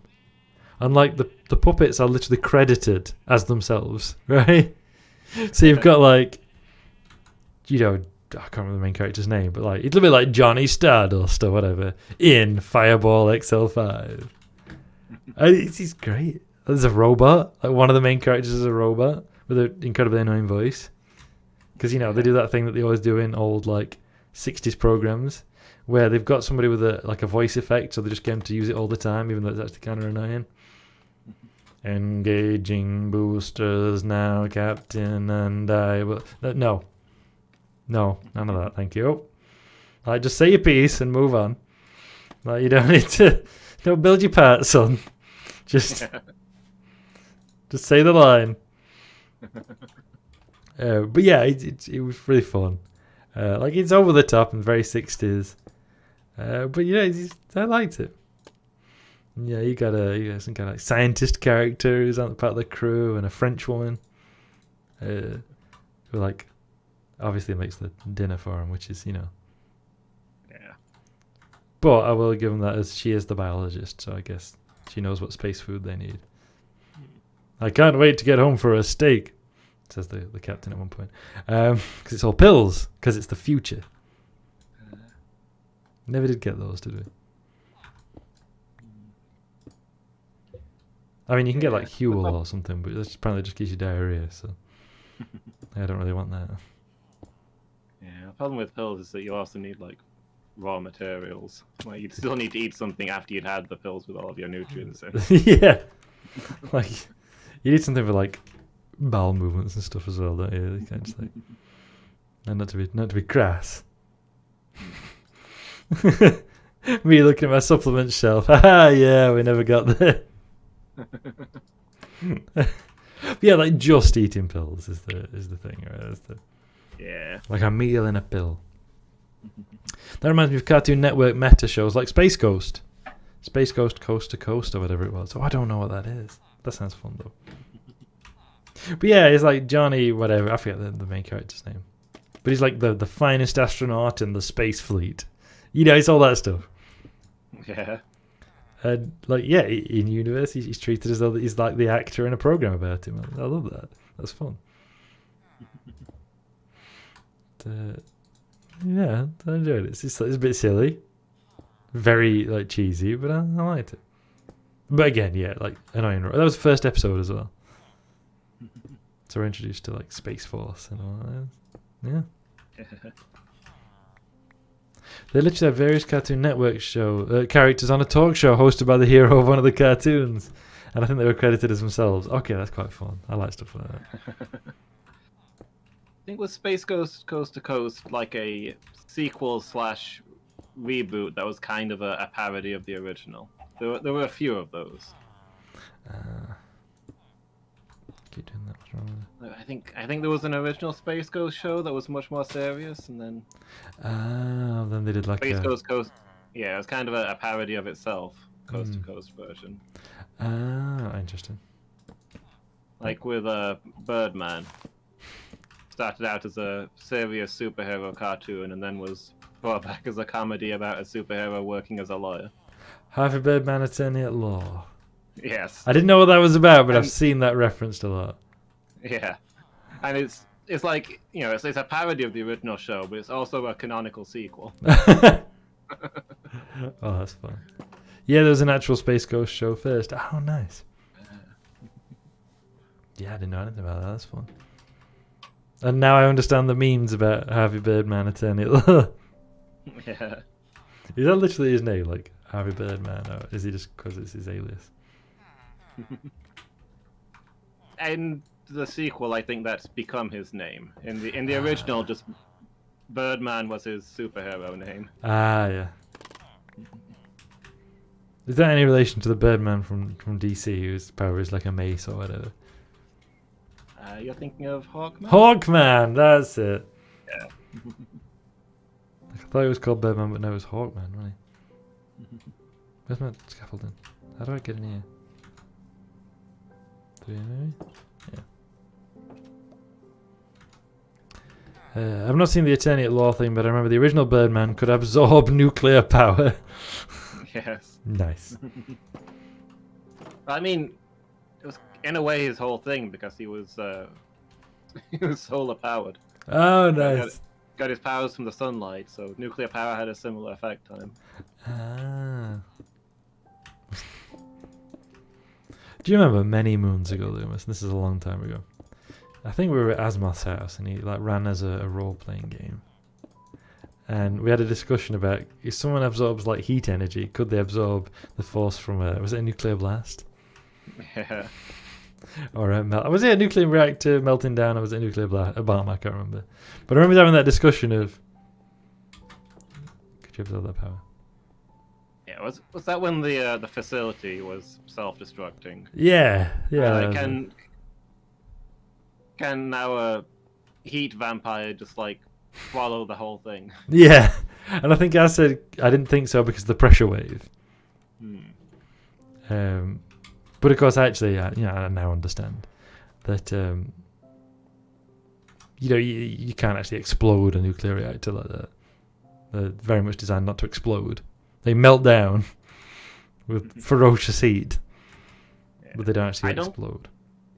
I don't think it was actually a nuclear reactor in that game though, because like the whole planet exploded.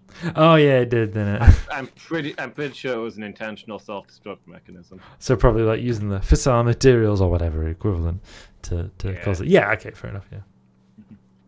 So I have to imagine that would be far too much heat anyway, because like concentrating that much heat down, the temperature would be absurd inside the heat vampire at that point. And also, the planet would still be gone, which would be an issue for most of us. Yeah, that's true. That's probably a complication there. They tried to kill him by literally shoving him in a nuclear reactor or something. It backfired and he absorbed the power. And Frezzo says, we can all absorb nuclear power. I mean, it's true, but as B-Rat says, not as usefully, though. Yeah. I can't bring myself to... I kind of want to watch Oppenheimer, but I can't bring myself to, Like, I'm certainly going to pay for it, right? Yeah. Because it's just that, as someone phrased it, the real victim of the atomic bomb was the man who created it. Like, maybe it's not exactly like that, but it just feels a bit, Yeah, I'm with you. I haven't really followed it or watched the trailer or anything, but based on the tiny bit that I know, I get bad vibes from that film. Yeah, maybe anybody's seen it or knows more about it or whatever. But I did see a fun meme earlier, which was they run about like Gen Z people having to denying that they were ever interested in Harry Potter, the same way Oppenheimer had to deny he was ever a communist. And someone had took an image of one of the Senate hearings, and it's somebody saying, "But did you or did you not go on a website to find out your house?" No, I never did it.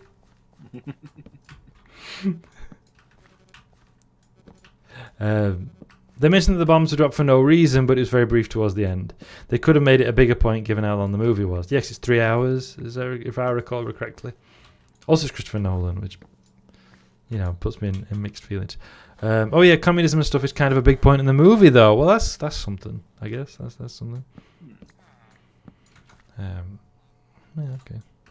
But apparently, a lot of it is very accurate to real life about the Manhattan Project and everything. So I'm curious, but I don't really want to pay for it. And like you say, I get these kind of bad vibes from it. Certainly, the bits I've seen seem to focus on. Obviously it's about Oppenheimer, but building the most deadly weapon in human history made him big sad. I've seen somebody spoof it already, where there's a bit where he talks to Einstein about it, right? Or Einstein accosts him. But the spoof I saw, I think it might have been Solid JJ actually, is Einstein going, that bomb you're making, the one that's designed to kill everyone. Yeah? Well, it could kill everyone. It can? Yeah, it could kill everyone. Oh. It's too late now, but I never thought about that. Yeah, it could, yeah. Yeah. The phrase in that spoof is repeatedly used that he's designing a bomb to kill everyone. And until says that bomb you could kill everyone, could kill everyone. And he's has this crisis of conscience.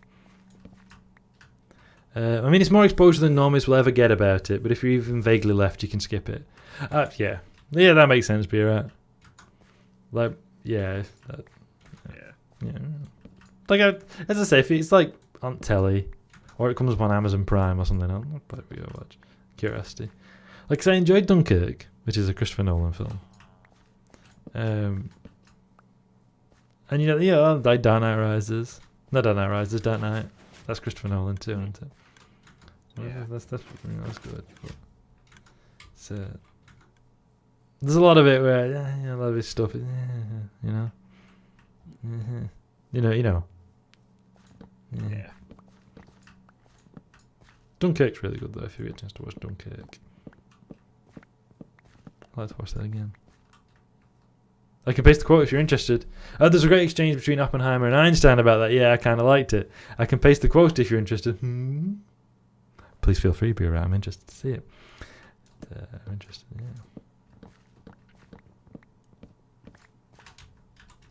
yeah. So I don't know. Have you ever seen Dunkirk, Lewis? I don't think you have you? I mean, obviously you're familiar with the events, but like, the film. Yeah. I wasn't there. No, I think that's good. Kenneth Branagh is very good in Dunkirk. But then again, he's a good actor, so you know what do you expect. When I came to you with those calculations, we thought we might start a chain reaction that would destroy the entire world. I believe we did. Oh, that's good. Bit long-winded, but ended on that point. Yeah, I like that. Because I know that when they were doing the Manhattan Project, they genuinely did the calculations of if we set this bomb off, will it ignite the atmosphere, and just burn the entire atmosphere off and stuff like that. Will this bomb destroy the Earth if we use it? No, it turns out, but yeah, theoretically it could start to. That was a big point in the movie too. I know there's also the thing where I don't know if I doubt that'd be in the film, but there was during the Second World War there was a conference in Zurich, I think, in Switzerland, where I would say Heisenberg. Was it Heisenberg? Did he work for the Nazis? Was giving a speech on whatever, giving a conference thing, presentation, and one of the American scientists was asked to take a gun, right?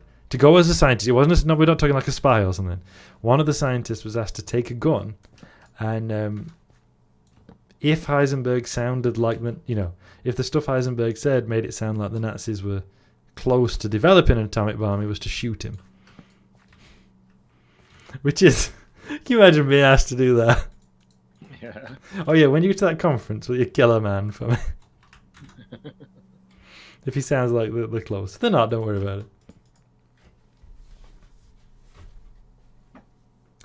Was that the very start and the long pause, the film itself, and then the I believe we did the last sentence of it? That sounds like Christopher Nolan. They said something like the chance is close to zero, and every time a non-scientist was like, close to zero isn't zero. Yeah.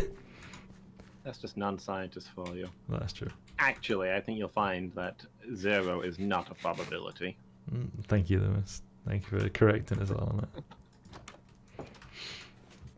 I remember, I think the comedian is actually really crappy, but it was like the joke they made where they run about, when the CERN were firing up the Large Hadron Collider, and there's concern that it might create a black hole or something.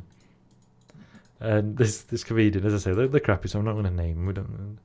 Said, if there's a chance that it's going to create a black hole, maybe just don't. If my kid said, "Dad, can I have a train set?" There's a chance it'll create a black hole. I'd say, have you thought about a bike? I mean, obviously it was nonsense, but I liked that. That's just the silliness of. Have you thought about a bike? Listen, they just have concerns. Very good, Frezzo. Very good. Very good. I'm very pro porn. We're very pro porn here, so this is a safe space for puns and punsters. They're not welcome everywhere, but definitely welcome here. Oh, and I did not mean to buy a ton of cookies.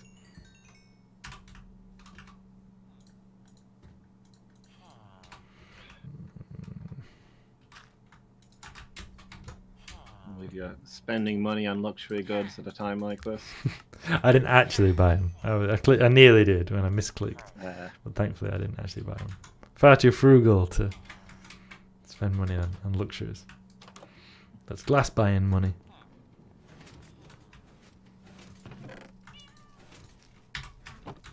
Sir, the sign explicitly says don't do that.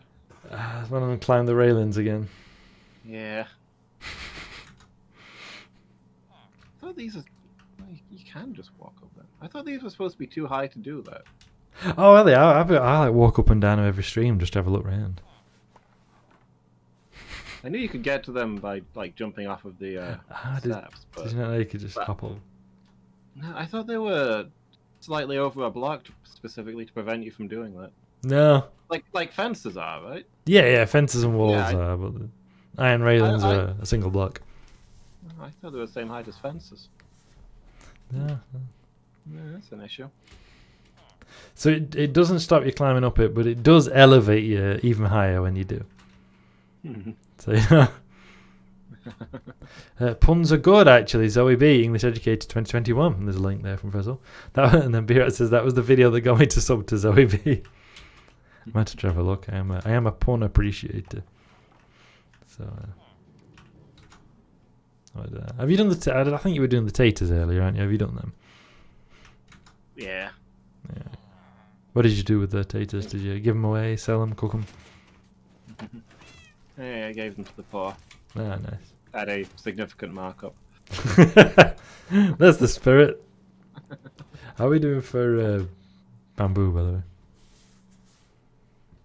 I did it earlier on. It's Oh, that's cool. probably going back in by now if you're... I just like to do it every so often. It's just kind of fun.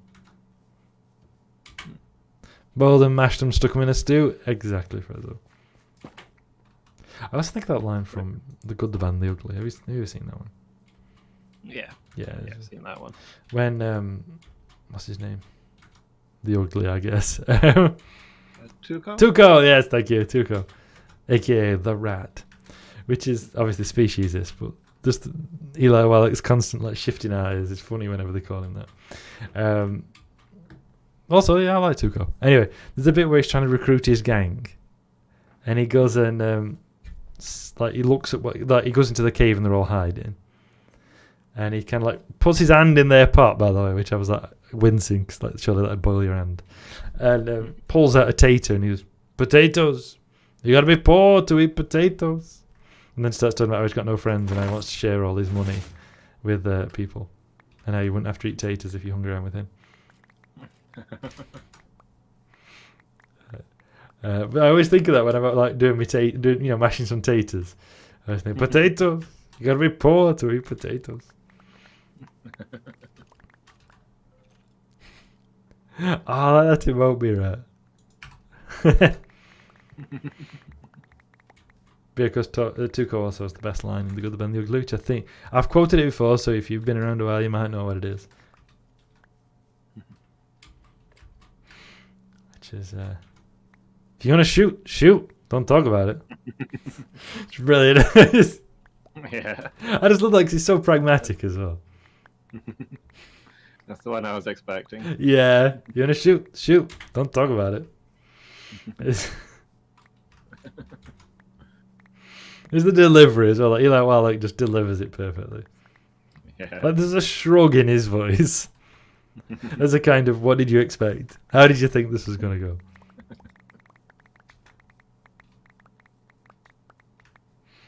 So, but yeah, very good film, and I love the anti-war messaging.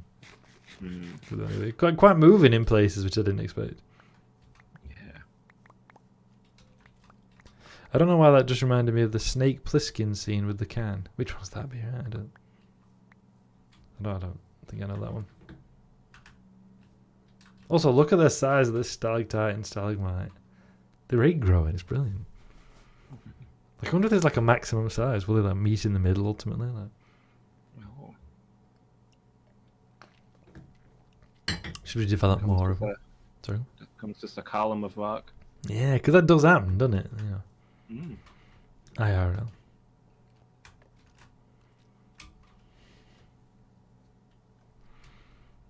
Yeah, I like it.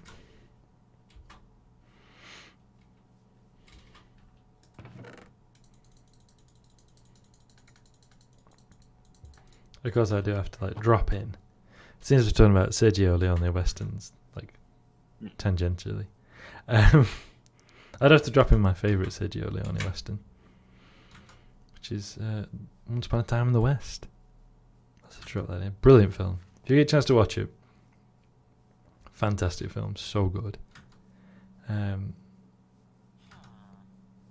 Just like a really well made film. It's like surprisingly powerful in places, and very well acted by Charles Bronson. What's his name? Somebody Robards, Kevin Robards, and Claudia Cardinale, who played like the main three characters, with the villain being played by I forget his name, but he always played heroes, so they got him to play a villain instead. Yeah, I think I've seen this one. Yeah, famously, Charles Bronson plays the man with a harmonica. Like he just plays tunelessly on a harmonica a lot of times. I forgot if it was Escape from New York or LA, but he's facing off with a bunch of other people with guns, and he grabs a can and says something like, "Alright, when the can hits the ground, we shoot each other," then throws it up but immediately proceeds to fire and kill all the opponents, and then the can falls down after everybody's dead. I like that kind of stuff. Because like, if you're in a life and death situation, you don't actually want to give your opponent a chance, do you? Yeah. You don't actually want to risk it, generally speaking. But yeah, man with the harmonica, he kind of like he doesn't say a lot, plays his harmonica tunelessly occasionally. Looking for Frank, and just is very just very Charles Bronson. Like I think his opening line is one of you Frank? No, we'll take you to him, because like 3 men with horses, right? We'll take. Oh, looks like we brought 1 horse too few. No, you brought 2 too many. And it's great line, but it's just his delivery. It's like, it was 2 too many. I can't take him seriously though. I just can't take Charles Bronson serious. Like he's brilliant and he plays it really well, but that's all I hear. I was thinking about The Simpsons with they go to Bronson, Missouri. Well, they think it's Branson, Missouri. But then like, is this Branson, Missouri? No, this is Brunson, Missouri. And everybody tells that Charles Bronson. And there's this kid walking with his mom. And the kid's like, "Hey, Ma, can I have a cookie?" And she's like, "No dice." And he goes, "This ain't over." I think that's Homer's, "Let's get the hell out of here." It's just, Brunson, Missouri. That's all I ever hear, though. I just always hear Charles Brunson. Like I can't remember what it was from. Probably from something crap. But I remember it's a cartoon where it had like Charles Bronson in one of these like old, old light-hearted kind of comedy programs, Andy Griffith Show or something. In States, and they're like, "Hey Andy," or the main character's like, "Where's so and so? He was in the cell. I killed him." "Yeah, okay. Wait, what?" "I shot him. Now I'm going to Emmett's fix-it shop to fix Emmett." And like pulls out a gun and walks up. And he gets spoofed so much I can't take him seriously. There's a bit of phone signal noises again, but it stopped. I don't know what's causing that. I imagine like if I turn my phone off, will that help? I don't know. Put my phone in a different room. Is it Kira that? Never mind, birthday chat. I think I'll, yeah. Yeah. Next stream, leave your phone turned off and see if the noise occurs. And if it does, we'll know it's not me. Cool. Is it Kira that sometimes talks about the "you can run but you can't hide"? Is that in the alt-right playbook too, maybe? Yeah, you don't have to play by the rules given to you. Yeah, I think it's from the alt-right playbook referencing Casey Explosion, referencing a Rick and Morty scene. Yeah, there's is it Innuendo Studios? Did a series? I think it's a series of videos now called the alt-right playbook, and they're very good. And I think it's B-Rat and Frezzo will definitely know this, but there's one of them where it ends with like how would you describe it? Like a hypothetical. Like imagine that you are basically a fascist, right? And it kind of does this breakdown of the rhetoric you're given to act in a certain way, and how that plays out, and you know the things you do following that rhetoric, but how actually everything gets worse instead of better. Like you've been promised it's all going to get better, and it doesn't. It gets worse. And before long, you hear the same rhetoric again, but about a different group, and that's like what the video ends on. And it's so chilling and so well done. Yeah, but I can't remember what that's called. It's one of the. I'm sure it's one of the Alright Playbook videos. But it's very, very good. So yeah, Buret says, I think it was from an Alright Playbook referencing Casey Explosion, referencing a Rick and Morty scene, which was itself a spoof on Nightmare on Elm Street. It's nested references. Like that film. Inception. Everyone references there, right? Yeah. Never seen it, you know. Never seen Inception. Yeah? Yeah. People always talk about it as like one of the big films, but I've never seen I it. thought I saw it with you. No, not me on that one. Perhaps it was one of your other friends. You didn't ask me? It seems unlikely. But yeah, I've never seen it. I'm trying to think if there's a similar film, perhaps. I don't know. Maybe I should level up the Scrivener. I don't want to because it's a chore.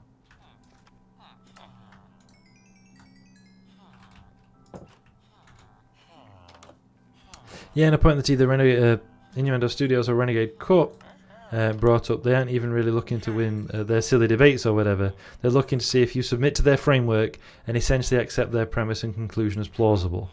Yes, absolutely. So that's like the alt-right there we're talking about. That they aren't really trying to win the debates they engage you in.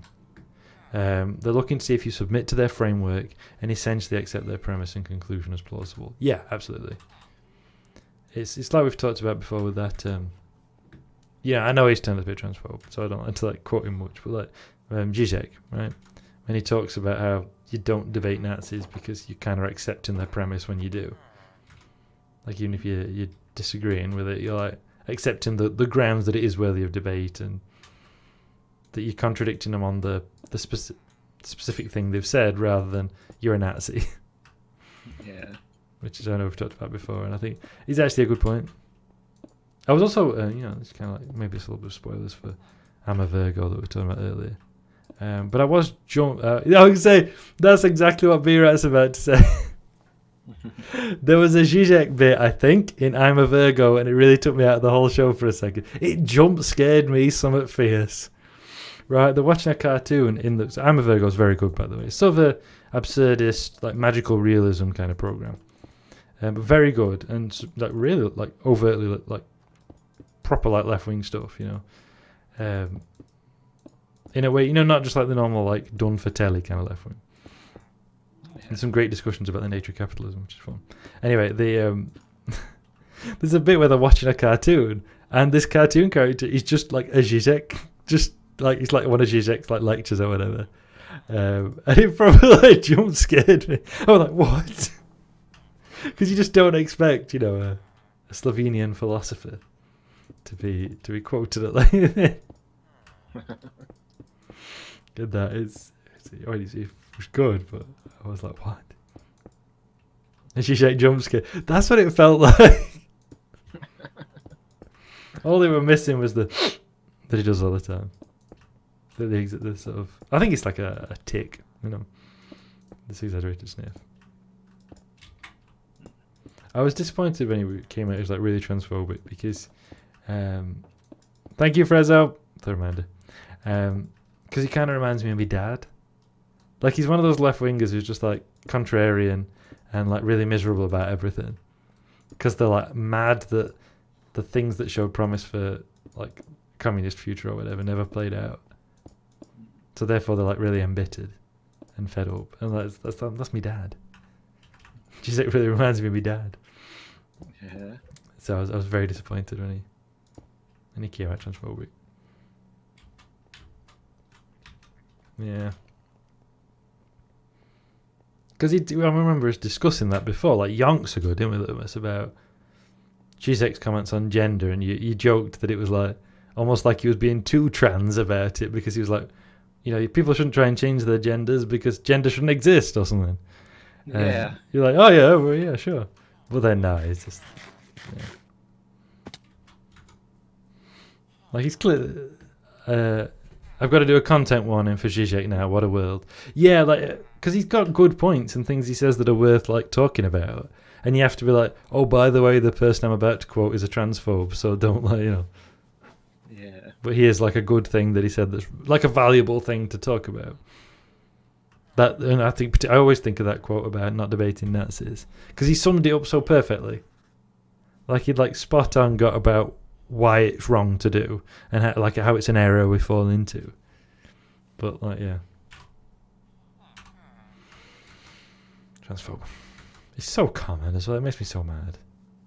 Yeah. Lies.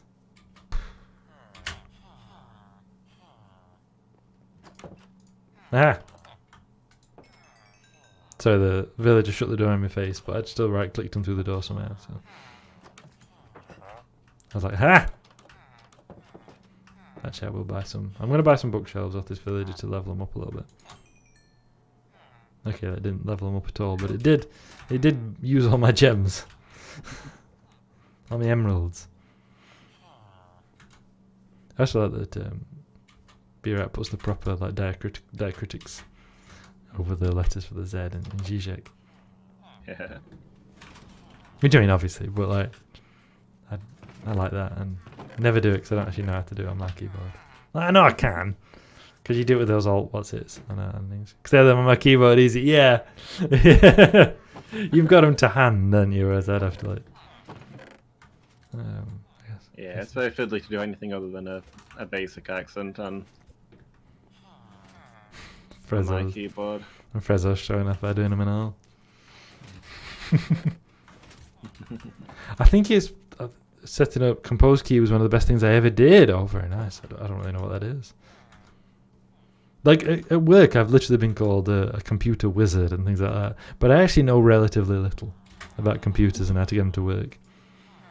I just know how to do certain things well enough. Like user functionality, I guess.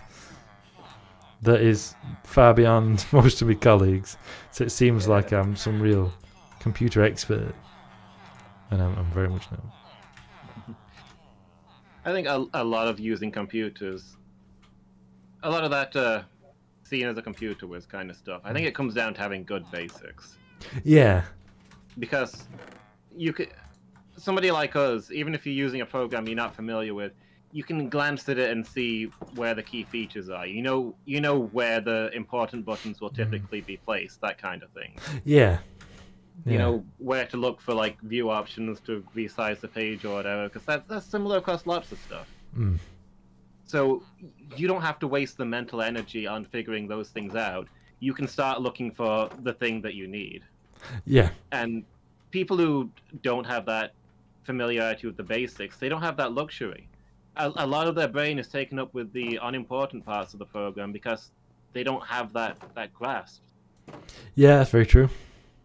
Oh wow, this fence does not actually stop anybody going there. I actually need to correct that actually.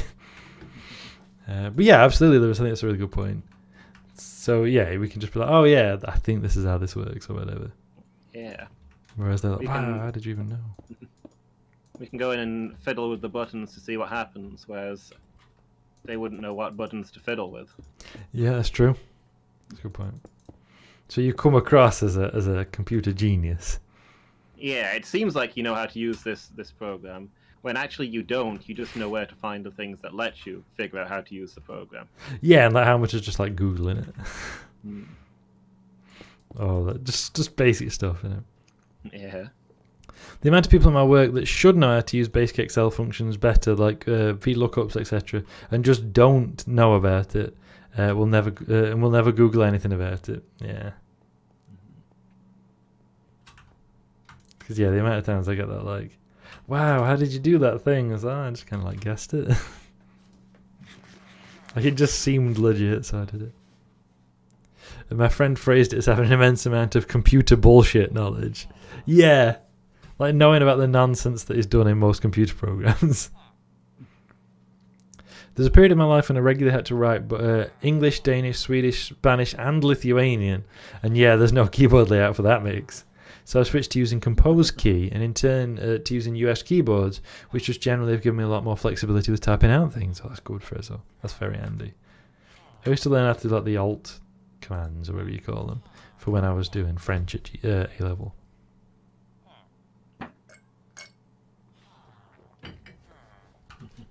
You know, all my accents and cedillas and whatever. Circumflexes. Or as I like to call it, the hat. Circumflex is the little thing above there. The little hat. Yeah, as is more commonly known. Yeah. I like the idea of the letter as a hat. Yeah. Yeah. The letter, you know.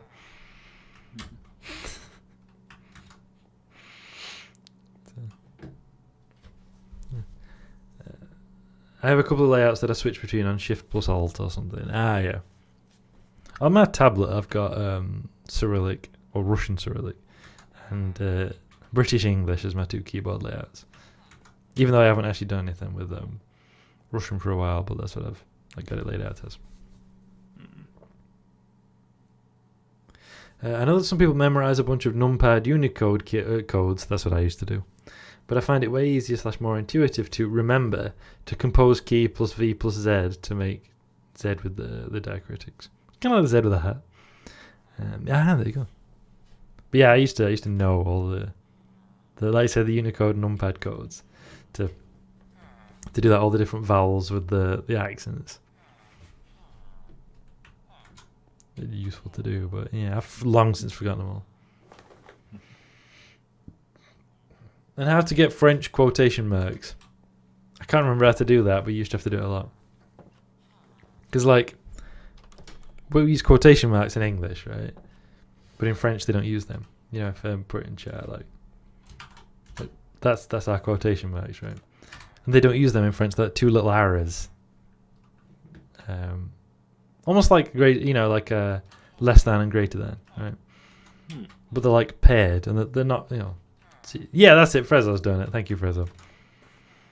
Yeah, and they go around the quote.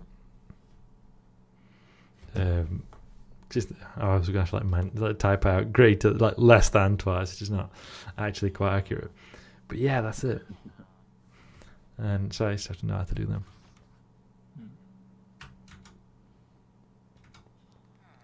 Even more composed key codes. Makes sense. Made a couple of shortcuts myself. Like compose key plus 5 plus 5 for thumbs up, and then that's brilliant. I use thumbs up so much IRL. Like I just find it like a really convenient thing to do. Like, because like sometimes you don't know exactly what to say to people, do you? Like, maybe you're talking to somebody, you're not quite sure what to say, but you can just. Everybody knows what that means. Yeah. It's like it's got a variety of meanings, but everyone knows. Like, if you do it, people are like, yeah, sure. They can appreciate it. They know what it's about. Yeah. Doesn't work in every scenario, man. So you do have to watch out. But like generally, even if it's one that you don't necessarily expect it to be in, people still go along with it.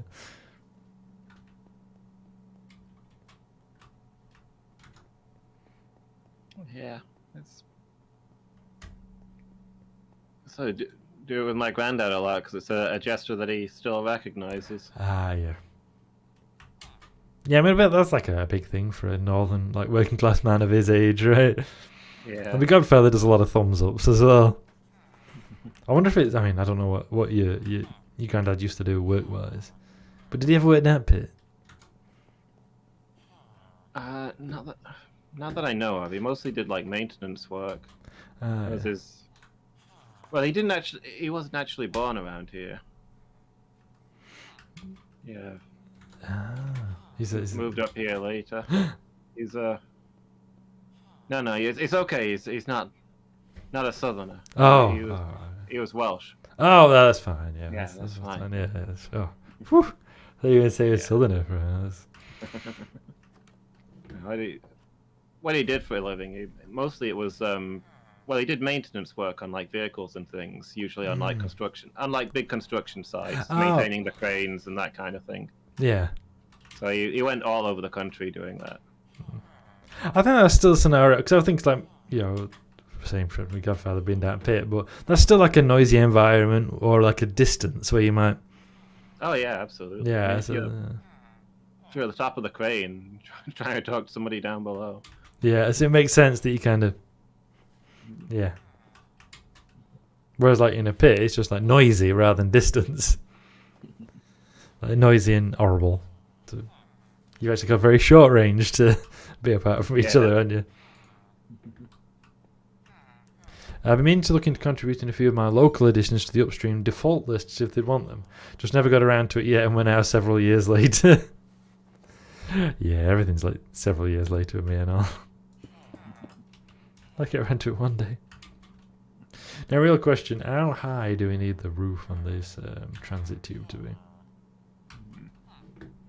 Like, are we going for, I mean, obviously it's narrow. Like, do we need it to be like just tall enough? Or do you want it to go, like, comfortable? Like, standing up high? Or which one is good, just high enough? I mean, for, like, maintenance purposes alone, we need to be able to, like, walk down it. That's true. But at the same time, I don't think it needs to be too tall, because otherwise you lose that transit tube effect. Yeah. So if we do it as, like, 2 above the ice, which is just tall enough. Yeah, enough to walk, not enough to jump. That's brilliant. Remember Middle Click? Thank you, Rezo. It'll take a little bit while I get used to it, but I shall remember. So the minute it's 3, of course, because that's not going around. Well, I'm starting to put the 3rd layer in. Because there's no blue ice in the bottom. When the blue ice is in the bottom, it'll only be 2.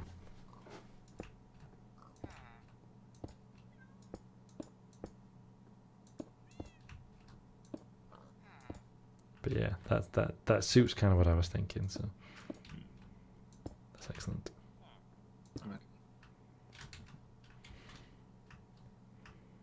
Why did I leave this so like gappy? I don't know.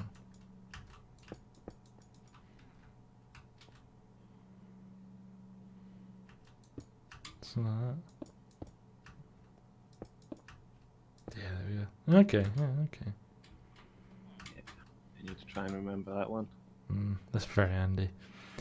I'm not sure if I ever fully got used to it, but maybe I'll remember it if/when I pick up Minecraft again at some point. Yeah. Minecraft, I mean, before we started doing it on stream, which is like 4 years ago, it was one of those games I'd always like come in and out to, you know. Like I'd play it a while and then leave it for a bit and then come back to it again and so on over many years. Like 7 years, I think. Then obviously we've been playing it every week for the last 4 years. Very nearly. Which September? No. Yeah. September 2019, right? I think so, yeah. Getting low on the old emeralds. I better stop buying glass. We used to have like 4 or 5 rows in that chest on it, didn't we? Yeah. Now we're down to less than 1. We're practically impoverished. The scheme's gone way over budget. Spiraling costs. Cancel the whole thing. And knock it down. I'll just leave it as a testament to everything going wrong. Yeah. Or dynamite. What do you reckon? It's like blow it up with dynamite. I don't feel like we get enough use out of TNT.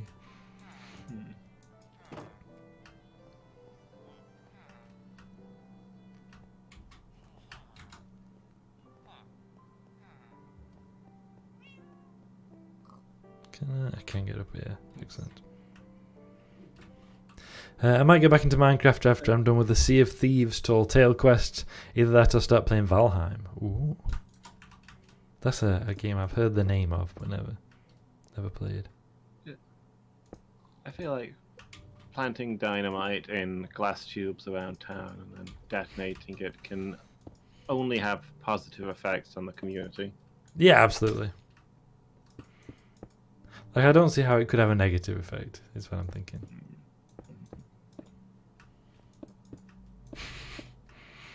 Like, what could possibly go wrong from that? Like, magic. It's actually going quicker than I thought it would go into. I thought it was going to take forever and a day to do. Like, it is a bit laborious, but it's going quite quickly.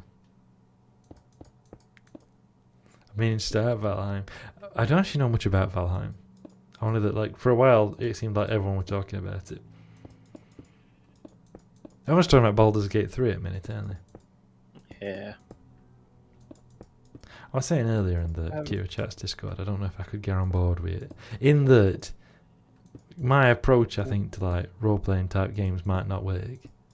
Well, apparently there is an easy mode, so maybe it would. So what were you going to say there, Loomis? Well, you'd feel that you needed a more optimal character. Yeah, that's what I'm wondering. Because I was mentioning that to one of my Kira Chats mods, Husker do, because he's like a build master. Like, he's got massive lists of builds he does for everything, optimized in every different way. For everything, right? We were talking about this the other day about how I said how fascinating I found it to hear him talk about like role playing, where you choose you role play your character depending on what gives you the optimum benefits, right? Rather than that's how you role play it. You role play it so that you're a Oath of Vengeance Paladin, Sentinel Spearmaster. Yeah. Whereas that's like completely opposite to me, which is I do a character for the role play, and if that's optimized, cool. If not, well, that's the world we live in now. Yeah. So I wonder if that approach wouldn't work so well for Baldur's Gate. So Valheim is a Viking crafting / base building survival game by a Swedish company. That sounds very fun. I like the idea of that. And Birat says, I will play Baldur's Gate 3 sometime, but it will literally prevent me from sleeping several days in a row, so I don't think I want to attempt it right now.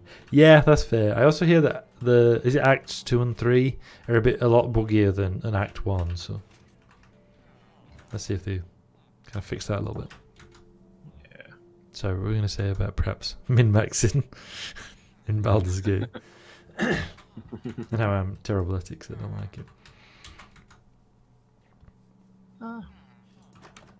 I mean, well, I've not played Baldur's Gate 3. I can't really comment on the difficulty or the availability of options. Yeah. Yeah, but when it comes to me and role playing, I like to just Yeah. That's probably why I like Fallout 4 so much, because you're all right. Yeah. However you decide to do it, you basically put yourself out. And there's a comfortable middle ground, I think, on the character thing, where you're like there are people who'll be like, in order for this build to work, you need X option, which depends on alignment or personality trait. Therefore, you've got to play your character a certain way. Yeah. But there's also room to be like, I think playing a Sentinel Spearman looks fun. What's a cool character concept that would use a spear? Yeah. Yeah. Or vice versa. I like this character concept, and I think it would work pretty well if I took these skills. Yeah. I think that's like a different beast, and I think that's more my barrier. Yeah. So yeah, I can see that working. I think I dislike planning out a character in advance. Yeah. Yeah, I certainly wouldn't be down with having a build, capital B, where you are aiming for such and such, and everything you do works towards that. Yeah, and of course this is not any. I'm not intending this as any criticism of people who do, just as a contrast to because it says like an interesting contrast. Yeah. I think. And I know I've had various discussions with people over the years about the type of role playing games and what you're looking for and things like that. Yeah, I mean I enjoy the puzzle of looking at character classes and being like, oh, if you did this, this, and this, you could make something really powerful, etc. But actually playing the game, I feel like you're not operating under those ideal conditions. You know, your character's got to adapt to their experiences. Yeah. And like, as I say, I just wanted to like make that point. I'm not like doing it as a criticism of people who do. Now 40k. Those people are wrong. Yeah, you can be more free because I'm streaming, so let's try and like keep everyone on side. I min-maxed the hell out of Baldur's Gate 1 and 2, Icewind Dale 1 and 2, and Neverwinter Nights 1 and 2. Mostly accidentally. I think you had a pretty big party in most of them, up to 6 characters in some. I remember also cheesing the Paladin in the original Diablo 2 release because the shield bass was so hilariously broken for boss fights, you could basically stun lock them forever. Nice.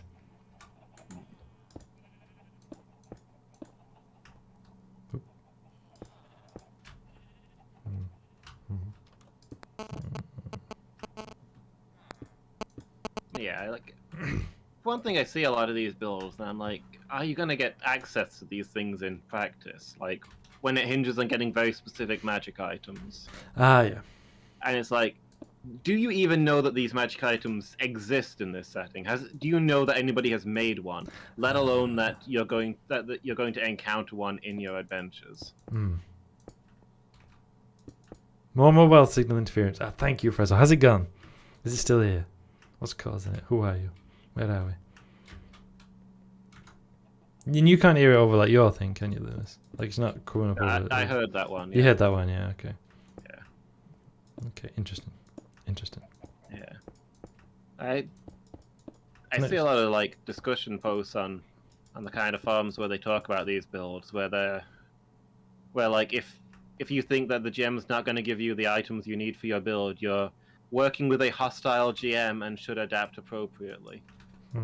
Like, I don't think the GM's obligated to make your build for you. No. No, that's yeah. Like, I would say not. Like to a certain degree, D&D has the assumption of magic item shops where you can get your generic items, but even that shouldn't be like a thing expected from the setting. Yeah, definitely. Maybe you don't have them. Yeah.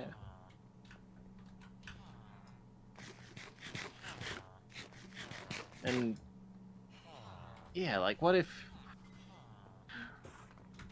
your character has experiences or role-play encounters or whatever that change their perspective and they wouldn't go down this path anymore? Like you're locking it by deciding that you have to build your character in a certain way. You're locking yourself out of a lot of your options in how you play that character. Yeah, absolutely.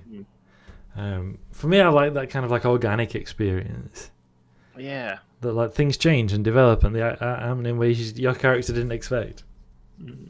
And for me, the kind of the unpolished nature of like a character like that is a lot of the fun for me. I'm not trying to like make the best character. I'm trying to have one who's interesting, and that that comes from having a lot of rough edges, I think. And actually, Leithano makes terrible decisions under pressure.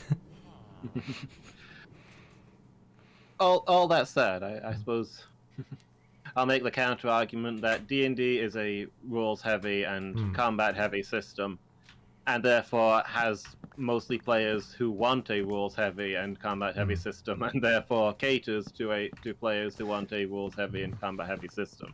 Yeah. Like if you want to play a game the way that we play it, you're probably not going to play D&D, and they probably know that. Yeah, that's very true. It's a very different beast, isn't it? Yeah. I wouldn't min-max proper tabletops. A good GM will probably come up with much better win-fail scenarios than any computer game. Yeah. I saw an article actually about how it said a lot of people who've gone to play Baldur's Gate 3 from playing like 5e are now finding that they perhaps never... Where's this melon come from? Did I do that?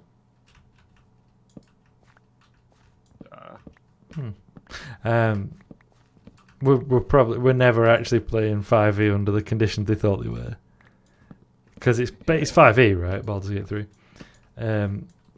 But the computer will not fudge rolls and will not give you a bit of a chance. Yeah. Like, it's following the rules to the letter. There's no leeway there for you. And I think it's interesting what I've heard is that people who do like the very kind of like combat heavy, that rules heavy stuff are really liking it. And those who prefer a bit more of a narrative experience are kind of going, it's got really good narrative bits, but I don't like the combat. Which I think is exactly what you were saying, right? Yeah. Hi, Loomis. You don't normally. Thank you. That's so much glass. Thank you. So much glass. Yeah. That is my big problem with D&D is that the combat is glacial. I feel like the only circumstance in which I'd run D&D as a GM is if I was GMing for one person. Really? And yeah, I'd run it like a tactics kind of deal. If you've ever played Final Fantasy Tactics or what have you, like turn-based squad strategy. Ah, yeah. I think the only circumstances in which I can see myself enjoying GMing D&D, like 5th edition, is if I was running for one person and they had their one character, but they also had a squad. Ah, yeah. And in combat, they're controlling every character in that combat, and therefore they're not waiting 20 minutes for their turn. They're having a turn every couple of minutes. Yeah, I can see that. Fudge is still my favourite system. I've played Fate. Sorry, I've not played Fudge itself, but I played the Fate, which I think is a spin-off from Fudge. Sorry, that was Karen, and then we'll talk about Fate and Fudge. Can you get vegan Fudge? I don't actually know. Yeah.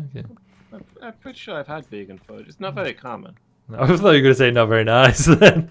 It's not very nice. No, I've got to look into that because I always like fudge. Like nice soft fudge, you know. I don't see it many places, but I think I had it at like a specialty place once. Ah, okay. No, it was quite good.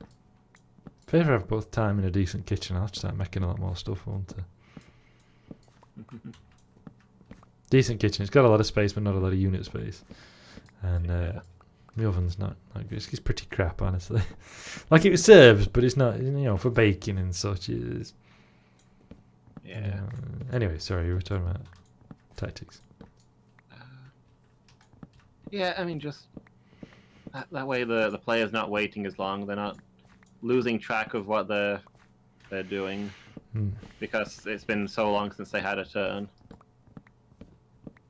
And you don't have the situation where supposedly these things are happening instantly, but the players are having to have big debates about what their choices are and how they affect each other's actions, etc. Yeah. Like, I think you could, because I think the combat could be fun. It's not a bad combat system. Like, I could get into enjoying the strategy aspects of it. I just think it'd need to be one GM, one player, so that you're getting regular actions. Ah, yeah. In order to be enjoyable, because even with just a couple of players, it is very, very slow. Okay. I suppose the downside would be that the player would have to know the rules for all of their units, which would be a lot to learn. Do some like index cards, like they're doing 40k nowadays. Yeah, I suppose that'd be the thing. You pull out your index cards for each character. So I think that's a really good thing they've done for 40k, actually. The idea for 10th edition that every unit's rules can be written on one card. Yeah. Like that's really good. More of that, please. Forge is like GURPS in being a minimalist setting that is in turn used for a bunch of different settings. Minimalist system, sorry, that takes a bunch of different settings. The Forge was one of the first systems that was published under a Libre license, with the core rules being freely available from the website online. That's really good. I've not played GURPS, but I've played Fate, which is derived from Forge, I believe. Yeah. I had a brief run of just a pure role-playing scenario once with some people ages ago, more like collaborative storytelling than a tabletop game. But it was fun. Didn't last long though, because it was maybe too freeform and unstructured. Yeah, for me, and this is like my like games design thing, I like the rules to provide like a framework for you to essentially tell your stories in. So there's still challenge, there's still risk and uncertainty, because I think that adds a lot of fun. But the rules are kept relatively simple. That's what I like. As Loomis knows. I did set about devising many years ago a generic role-playing system of my own, but I needed more playtesting and stuff before I could ever really do it. And then, who has the time? And also, I'm like a terrible GM to playtest stuff because I'm far too willing to just be like, yeah, okay, fine. Just talk it out. Right? You need a lot of heavy rules, rules testing and dice rolling and stuff to really test a system like that. But that's not really me, I guess. So maybe one day. Because it's just specifically to address like some of the things I thought about, like Forge and Fate and all that, and Games. I just found the generic systems are never as generic as I'd like. Or they're too complicated. Again, my own games design sort of things. Yeah. Keep it simple. The simpler it is, the easier time you've got with a whole variety of things, is my opinion. Like easy to teach, easy to learn. That's all great. Yeah. Not less stuff to remember. Less to kind of like focus on the narrative and the experience of it more. Less chance for things to go bizarrely awry. When people are like, well, actually, these different rules all combine together to make you immortal. Yeah, I didn't see that coming. The problem that 40k has, where people like stack every possible rule in ways that they never expected. Like we're talking about with the Eldari Fate dice. When GW essentially expected you to ration them throughout the game. And people were piling them all into like a first turn roll. Yeah. And it kind of like spoiled the fun for everybody. And similarly, there's one I heard about at a tournament where somebody had got a unit of, I can't remember what they're called, is it Desolators or something? They're a new Primaris unit, and because our Primaris units all have the same weapon, right? Like each squad, they all have like one weapon per squad kind of thing, a bit like the Eldari. And they've got like a frag grenade launcher basically. And of course, blast weapons, they do like D6 hits, say +1 or whatever. And then they do bonus D6s again if there's more than 5 models in the unit, right? For every 5 models in the unit, you get an extra D6 to simulate the old blast templates, basically. Yeah. And what they'd done is they'd fired a unit of them at an enemy squad of like 10 models or whatever. So they all got like 3d6 hits, 3d6 attacks, I should say.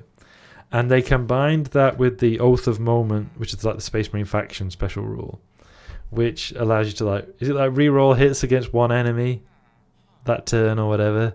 And they combined it with like the unit special rule and like the detachment special rule or whatever, and did 70 wounds in one round of shooting. And like to me, I'd probably never think to combine absolutely everything into one go. But obviously that makes sense, and if you can do it more than once a game, you might as well, don't you? Yeah. Like, it's just like, oh no, they clearly didn't mean you to do that. Would I do it at a tournament? Maybe. Would I do it against like you? No, of course not. I took some role-playing courses ages ago, like a municipal run after-school activities program. We didn't play any campaigns, but we played a bunch of different systems and played with like semi-LARPing and just trying a bunch of different things out. It was really fun. That sounds really good, Frezzo. That sounds like a lot of fun. A lot of fun. But yeah, so what were you thinking about stacking rules like that, Loomis? I bet you have thoughts. Oh, yeah, just certainly in D&D, there's plenty of examples of where you can build up things like that. The first one that comes to mind is Pun Pun. Oh, I've heard of that. Yeah, famous build from 3.5. Yeah. Basically, what it hinges on is having like a simulacrum of yourself. All right. It's a setup where you can conjure a simulacrum of yourself who has all of your stats and abilities, etc. Then you cast a bunch of buff spells. Yeah. that make both of you significantly stronger, and then you absorb the simulacrum and permanently gain their buffs. Nice.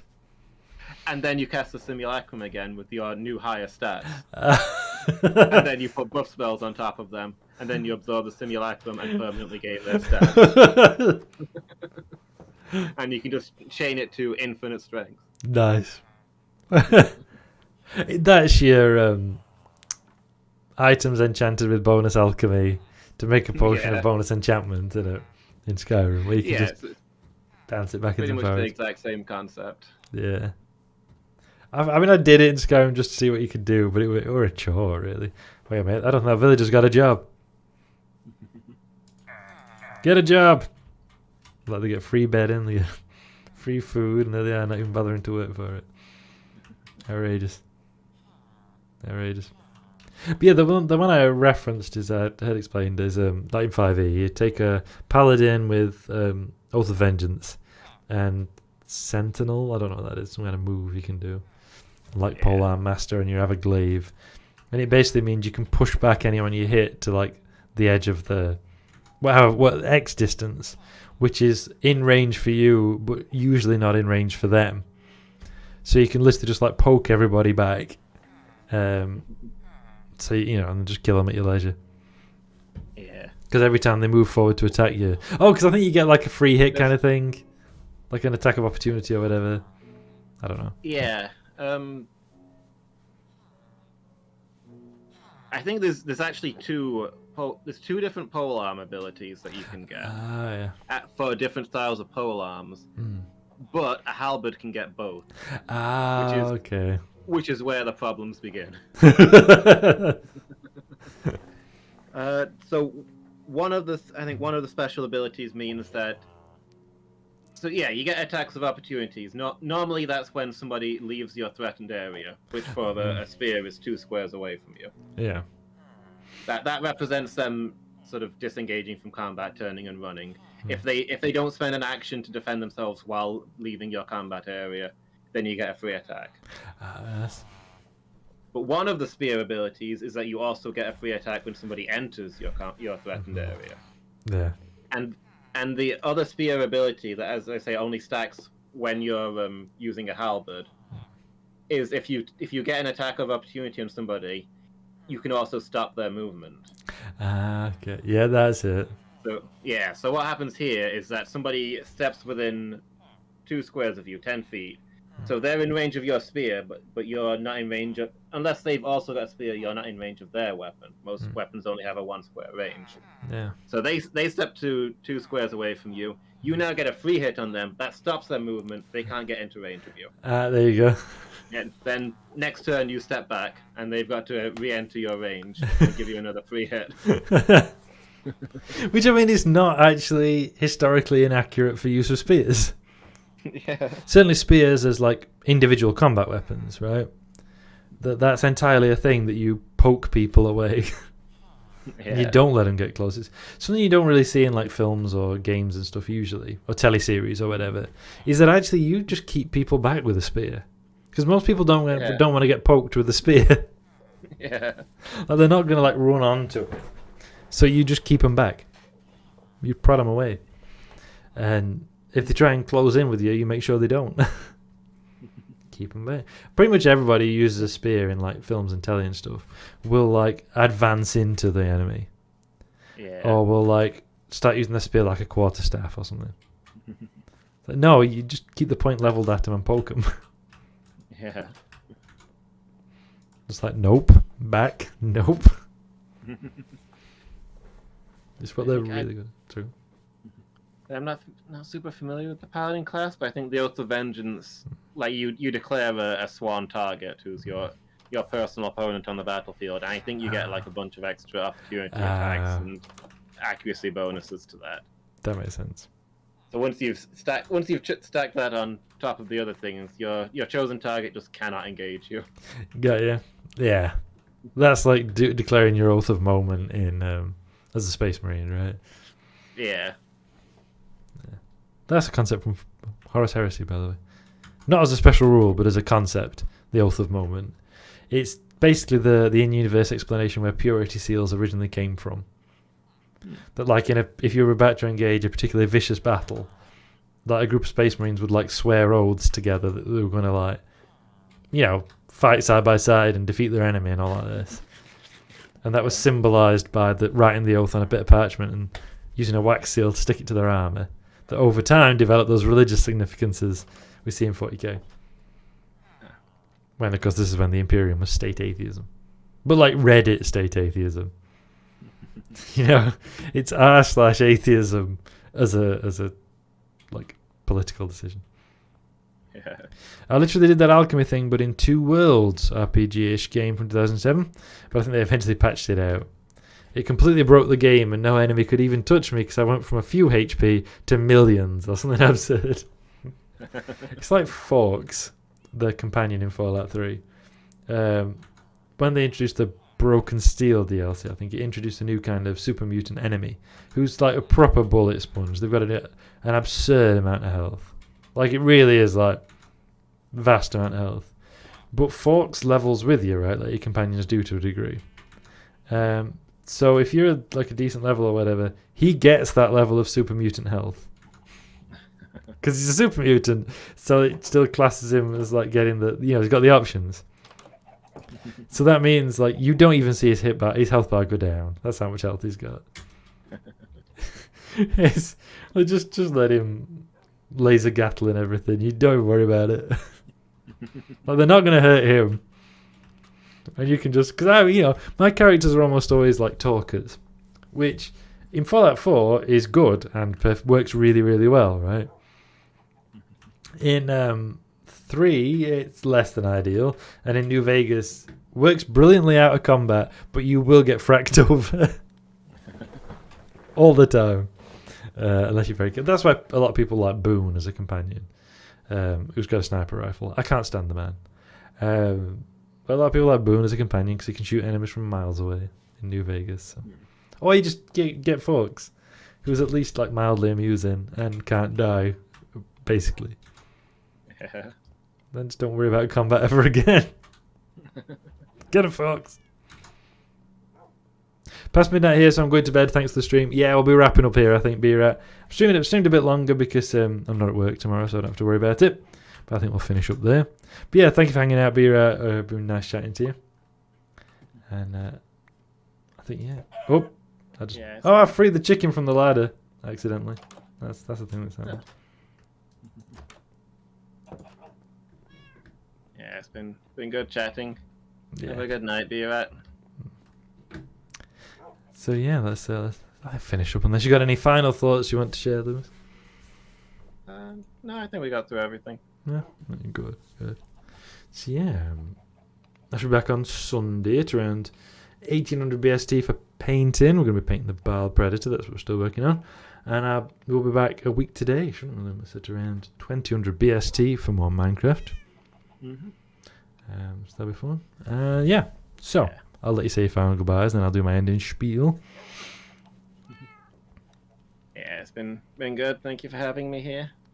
Have a good night, everybody. It's been nice chatting, B-Rat, for you, so. So, yeah. Thank you. Sorry, when you add another thing. Yeah, have a good time, though, and catch you all next time. All right, yeah. Thank you for joining me, Loomis, and thank you, B-Rat and Frezzo, for hanging out and having a nice chat. It's been a lot of fun. Hope you've enjoyed that too. So I shall see you. Hope to see you all soon. Until then, take care and namaste.